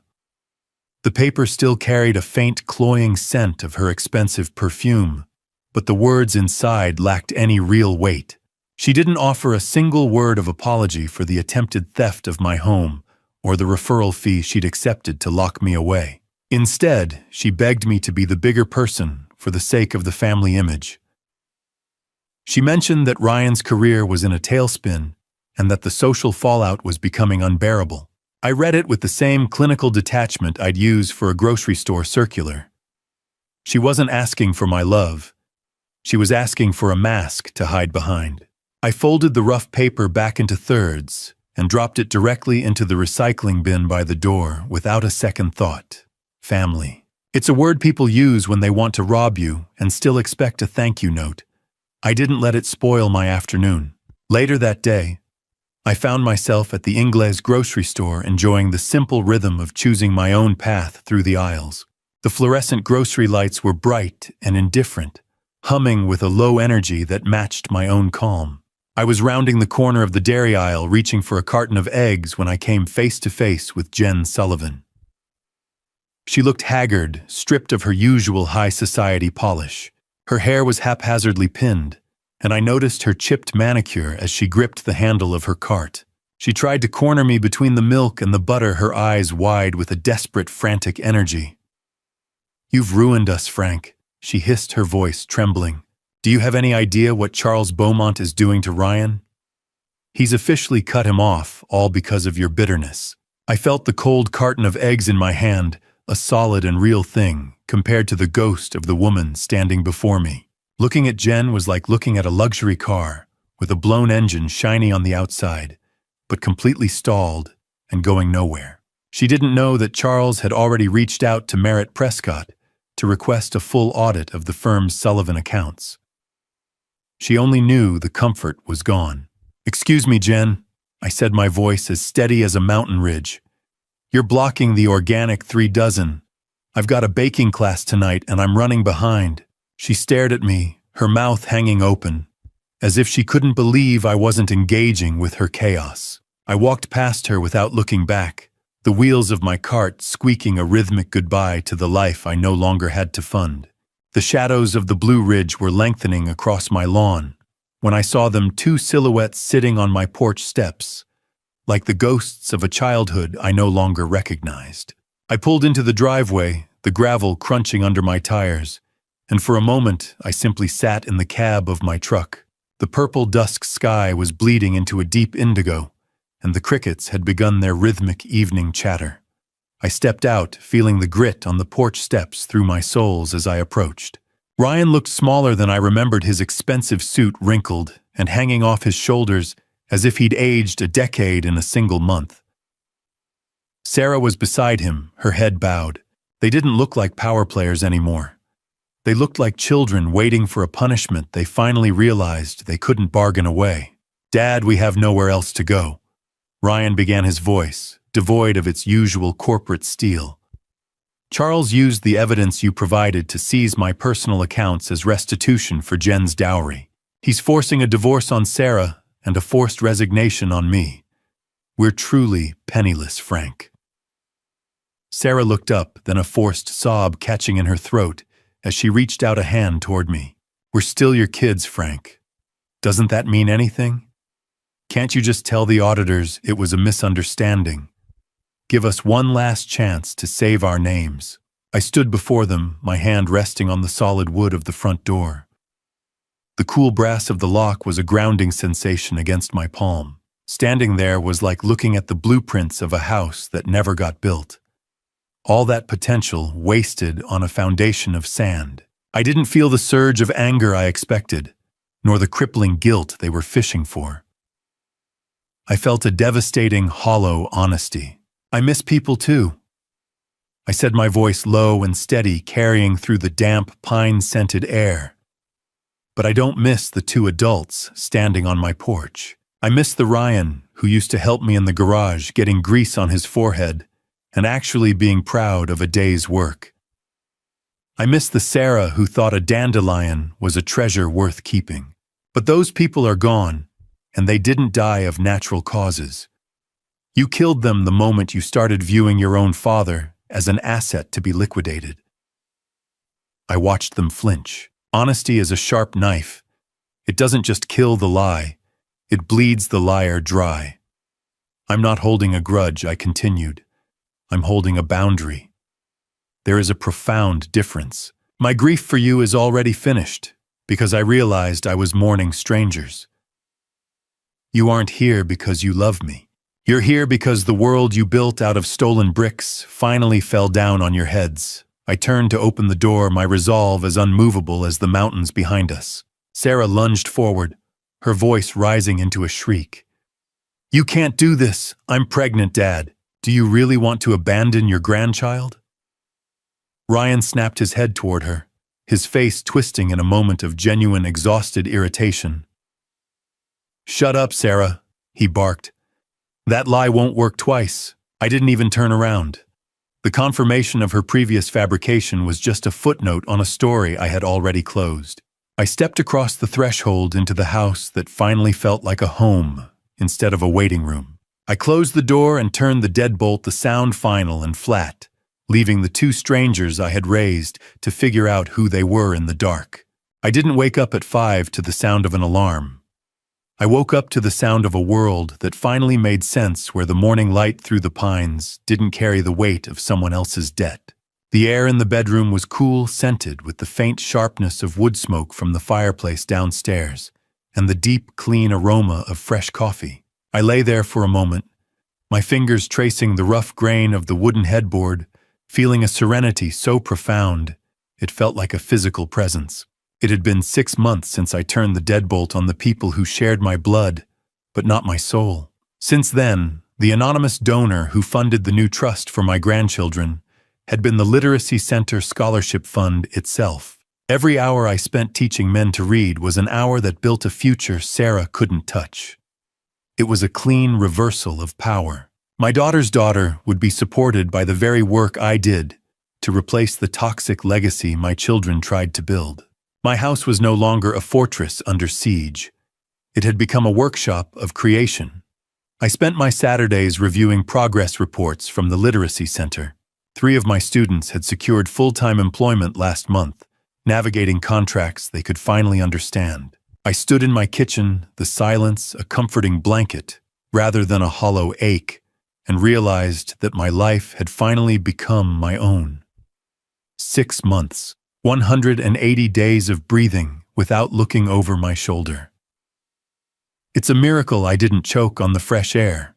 I walked out onto the porch, the wood cold beneath my feet, and a light dusting of frost clinging to the pines. The morning paper lay there, a damp, heavy reminder of the world beyond the ridge. I picked it up newsprint ink, smudging my fingers, and turned to the community section. There, in a small, grainy square, was a birth announcement, Sophie Marie Sullivan. I felt a heavy sigh escape my chest as I stared at the blurred photo of a child I had never held. Marie. You always did have a way with names, Sarah. It was a final calculated reach across the divide, using my late wife's name to pull at a heartstring she had already cut. I looked at the little girl and felt a complex, distant peace. I loved the idea of her, but I no longer trusted the hands that held her. A name is just a label on a jar. It doesn't tell you if the contents have turned sour or if the fruit is still sweet. I knew that opening that door would only invite the rot back inside. I found a small baptism invitation tucked deep inside the folds of the paper. There was no return address, just a handwritten note on the back from Charles Beaumont. He wrote that she had her grandmother's eyes and that he was making sure she grew up knowing the man who had actually paid for her future. It was a strange alliance forged in the wreckage of our children's greed. The distant chime of church bells echoed through the valley, a sound of bittersweet finality. I set the paper down and looked out at the ridge, watching the sun burn the frost off the trees. I knew that while I would never be the man in their family photos again, I was the reason the new generation had a chance to start without the Sullivan stench. I was finally at rest, a foreman who had finished the hardest job of his life. The mountains don't care about wills or bank accounts. They only care about who has the strength to climb them. I sat at my desk in the soft amber glow of a January sunset, the scent of wood smoke from the fireplace mingling with the sharp, clean smell of fresh ink. I unscrewed the cap of the gold-nibbed pen I'd meant for Ryan and touched it to the blank page. A single drop of ink blooming like a dark secret I was finally ready to share with a girl who shared my wife's name.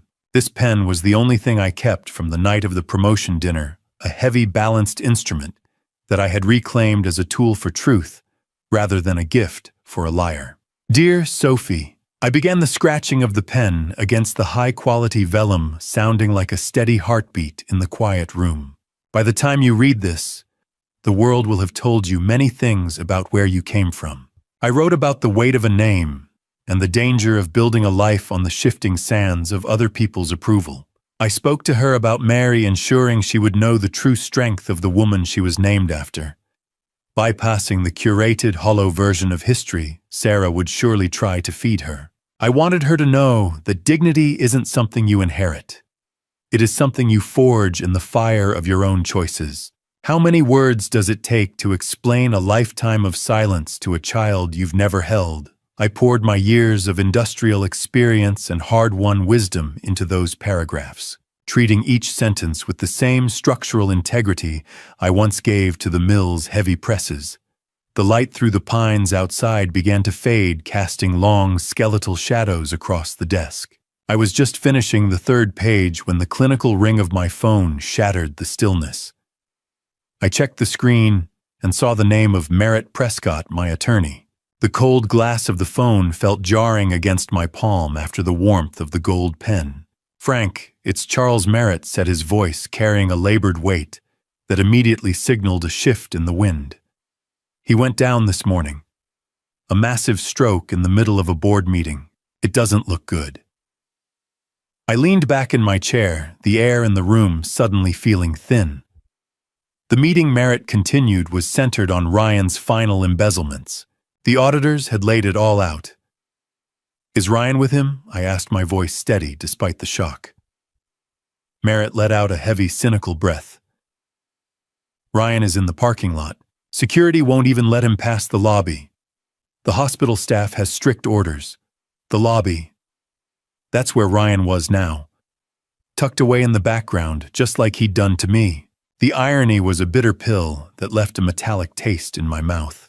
The titan of Asheville industry was falling, and the son he had chosen over his own blood was being treated like a common trespasser.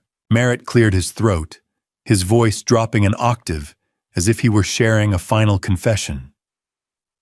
Frank, there's one more thing. Before the stroke, Charles changed his power of attorney. He named me as his executor specifically to keep Ryan and Sarah from touching a single asset while he is incapacitated. He knew Frank. At the very end, he knew exactly what they were. Merritt paused, and I could hear his heavy breathing through the line. Frank, there's one more thing. Charles left a letter in his safe. It's addressed to you. The letter from Charles didn't smell like corporate stationery. It smelled like regret and expensive cigars. The final confession of a titan who realized too late that he had built his empire on the wrong kind of men. I sat in the quiet of Merritt Prescott's law office, the heavy paper of the letter feeling rough against my fingertips. Charles's handwriting was shaky, a stark contrast to the bold, gold-leafed signatures I had seen on the news for decades. I have no intention of visiting him in the hospital. I believe this letter was his way of saying goodbye, a final attempt to square a ledger that had been out of balance for a long time, and I respect the silence of a man who finally told the truth. I read his words slowly, feeling a melancholy vindication settle in my chest. He admitted he had known about Ryan's lack of character for months, but was too proud to acknowledge his chosen protege was a hollow fraud. I thought I was buying a legacy, Frank, he wrote. I only bought a parasite. He confessed to envying the genuine connection I had to the work and to my family, even if that connection was now severed. The letter ended with a final request. He had set aside a small legacy fund for Sophie, my granddaughter, and he wanted me to oversee its distribution to ensure Ryan never touched a cent of it. Parasite. Charles used the word like a scalpel. It was the one thing we finally agreed on, a shared understanding of the rot we had both unintentionally cultivated. A few weeks later, I found myself walking through the Asheville Industrial Museum. The air inside was cool and smelled of floor wax and the faint, ghostly scent of machine oil. I had been invited to consult on a new exhibit about the mill where I had spent 35 years of my life. The curator walked beside me, his footsteps echoing in the hollow hall, but my eyes were locked on the old 10-ton press. It had been polished and placed under gold-leafed museum displays, a relic of a time when we built things with our hands. For the first time, I didn't feel like an embarrassing grease monkey or a footnote in someone else's success story. We want the labels to be accurate, Mr. Sullivan, the curator said. No one knows the rhythm of these machines better than you. I reached out and touched the cold steel of the press, my calloused hand finding the familiar grooves. It's not just a machine, I told him. It's the way we put bread on every table in this valley for 40 years. The mill was a monster that ate our youth, but standing here I realized it also forged the only parts of me that were still worth keeping. I felt a profound pride in the grease that had once lived under my nails. As I turned toward the glass doors to leave, I saw a familiar figure standing outside on the sidewalk. Ryan looked unkempt, his shirt wrinkled and his hair a mess. He was pacing, looking desperate, clearly trying to find me to beg for a temporary bridge loan now that Charles was incapacitated and his own accounts were frozen. I watched Ryan through the museum glass, a man who had disowned his father's grease, but was now begging for the coins it had earned. And I realized the machine of our family had finally ground to a total, irrevocable halt. I didn't open the door. I simply watched the city traffic move past him, a ghost in a suit that no longer fit. The mountains don't care about wills or bank accounts. They only care about who has the strength to climb them. And today, for the first time in years, my legs didn't feel heavy with the weight of someone else's life. I sat in the familiar vinyl booth of the Patton Avenue diner, the steam rising from my coffee in a lazy gray spiral. Across from me sat Linda, a woman in her late 60s with a laugh that sounded like wind chimes and a sharp mind for poetry, who leaned across the table and saw the man I was, not the bank I used to be. We had met through the literacy center, and our conversations had become the highlight of my week. We talked about the students I was tutoring and the garden I'd spent the spring restoring to its former glory. There was a warmth in our connection that had nothing to do with biological obligation or the expectation of a check. Linda leaned in, her eyes bright. "You've got a gift for making the complex sound simple, Frank," she said. "Those boys at the center really listen to you." I took a sip of the bittersweet black coffee, savoring the clean taste of mountain water. "It's just maintenance, Linda," I told her. "People are a lot like machines. If you ignore the friction for too long, they seize up. I'm just helping them clear the rust." As the afternoon sun poured through the windows, Linda revealed that she was the one who had anonymously nominated me for the Community Pillar Award. My own children had spent years treating me like a footnote or an embarrassing relic. But here was a neighbor who saw me as something more.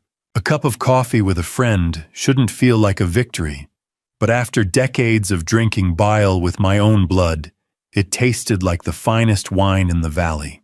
I realized I had finally built a community that respected the man I had become. Later that evening, I returned to my kitchen, the house filled with a serene silence. I found a final desperate envelope in my mail. It was from Sarah, a grocery reimbursement check for $200 sent as a peace offering to prove she was doing better. I looked at her jagged signature and the meager amount, realizing it was just another hook intended to pull me back into the role of her emotional safety net. "Too little and years too late," I whispered to the empty room. I gripped the edges of the crisp paper. Ripping paper is a small sound, but in a quiet house it sounds a lot like freedom. I tore the check into 4 neat pieces, performing one last act of discipline to protect the boundary I had worked so hard to build.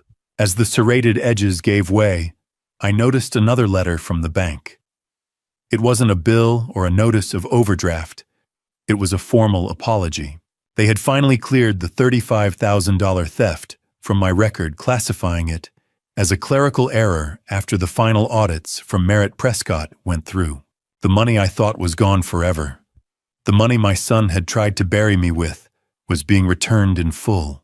I let the pieces of Sarah's check fall into the bin and looked out the window at the deepening blue of the mountains. I had torn up a legacy of lies, but I had finally started writing a truth worth leaving behind. The last thing I did before I went to sleep was check the box for the scholarship winners.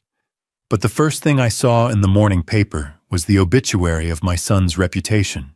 I sat at the kitchen table, the newsprint crinkling under my calloused thumbs, reading the business column, with the clinical eye of a foreman observing a long-predicted structural collapse. The headline spoke of a sudden resignation at Beaumont Logistics due to internal discrepancies. It was a polite way of saying the house of cards had finally folded. The article mentioned that an anonymous whistleblower had provided evidence so precise it suggested years of internal monitoring. I realized then that Earl's digging had hit a vein of pure rot. He hadn't just found Ryan's mistakes, he had uncovered Ryan's own automated logs of his thefts, a digital ledger of greed that my son had been too arrogant to delete. I felt no surge of joy as I read the hints of a widening criminal investigation. There was only the quiet, heavy satisfaction of knowing the truth was no longer my burden to carry. I had identified the failure, I had flagged the risk, and now the building was coming down on its own. Resignation. It's a polite word for a coward who got caught, but it meant the world I once inhabited was finally safe from the shadows I had raised. I spent the rest of the morning packing my old Ford truck. I moved methodically, placing my tools and a few framed photos of Mary into the cab. I took the house keys to Merritt Prescott, leaving him instructions to manage the property as a rental for the Literacy Center's staff. It was time for the house to be filled with people who valued the meaning of a word. I pulled out of the driveway, the rumble of the Ford engine, a steady companion as I left the Blue Ridge Mountains behind. I was heading toward the South Carolina coast, a trip Mary and I had planned a dozen times, but always deferred for the sake of the children's needs. The drive took hours, but for the first time in 68 years, the steering wheel felt light in my hands. As the elevation dropped and the air began to change, I rolled down the window. The smell of mountain pine was slowly replaced by something vast and wild, the scent of salt air and ocean brine. I reached the shore just as the sun was beginning to dip toward the horizon. I stepped out onto the sand, the grains shifting beneath my feet, and walked toward the water. The ocean doesn't have a memory. It washes the shore clean every few seconds, and I finally understood why Mary loved it so much. I stood there, the salt spray cold on my face, and whispered into the wind, "I made it, Mary. We're here." Standing on that beach, I realized I wasn't the only one finding a new start. A few yards away on a wooden pier, a young man in his 20s was meticulously practicing a trade, working with a set of precision tools. He was wearing a white Sullivan Scholarship hat, the logo crisp against the blue horizon. The legacy was living, spreading out through the hands of strangers who actually respected the craft. I watched the tide pull the last of the Asheville dust from my boots, a man who had lost a family but found a soul, and for the first time in my life, I didn't have to look back. When I look back at everything that happened, I realized this was never just about money or property. It was about dignity. My family story began with sacrifice, long shifts, and the belief that love meant giving everything to your children. But sometimes in a family story, giving without boundaries slowly teaches others that your life is something they can spend. That was my mistake. I believed silence was kindness and sacrifice was love. I was wrong. What people call dad revenge was never truly revenge to me. My dad revenge was simply the moment I stopped allowing betrayal to define my worth. It was the moment I chose truth over approval. And if my dad revenge taught me anything, it is this: justice without hatred is possible, but only when you finally learn to stand up for yourself. If you are listening to this family story, please learn from my failure before it becomes your pain. Love your family, but never erase yourself in the process. A family story should be built on respect, not entitlement. The day respect disappears, boundaries must begin. That is not cruelty, it is survival. I also believe that God sometimes allows storms in our lives not to destroy us, but to reveal what was already broken. Faith gave me the strength to stop begging for love and start living with dignity again. Thank you for staying with me until the end of this journey. Please leave a comment and share your thoughts. What would you have done if you were in Frank's situation, facing betrayal from your own children? I would truly value hearing your perspective. If this story resonated with you, consider subscribing so you don't miss future stories about resilience and difficult family choices. A quick note: while this narrative explores themes inspired by real family conflicts and social issues, certain elements were dramatized for storytelling purposes. If this type of content isn't what you're looking for today, feel free to explore other videos that may suit you better. 알려줘야 돼. 너무 얇다.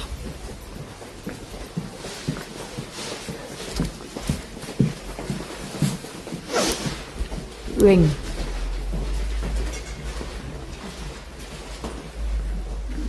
제대로 안 알려줬어.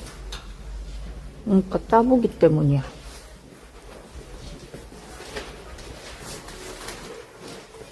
제대로 안 알려줬어.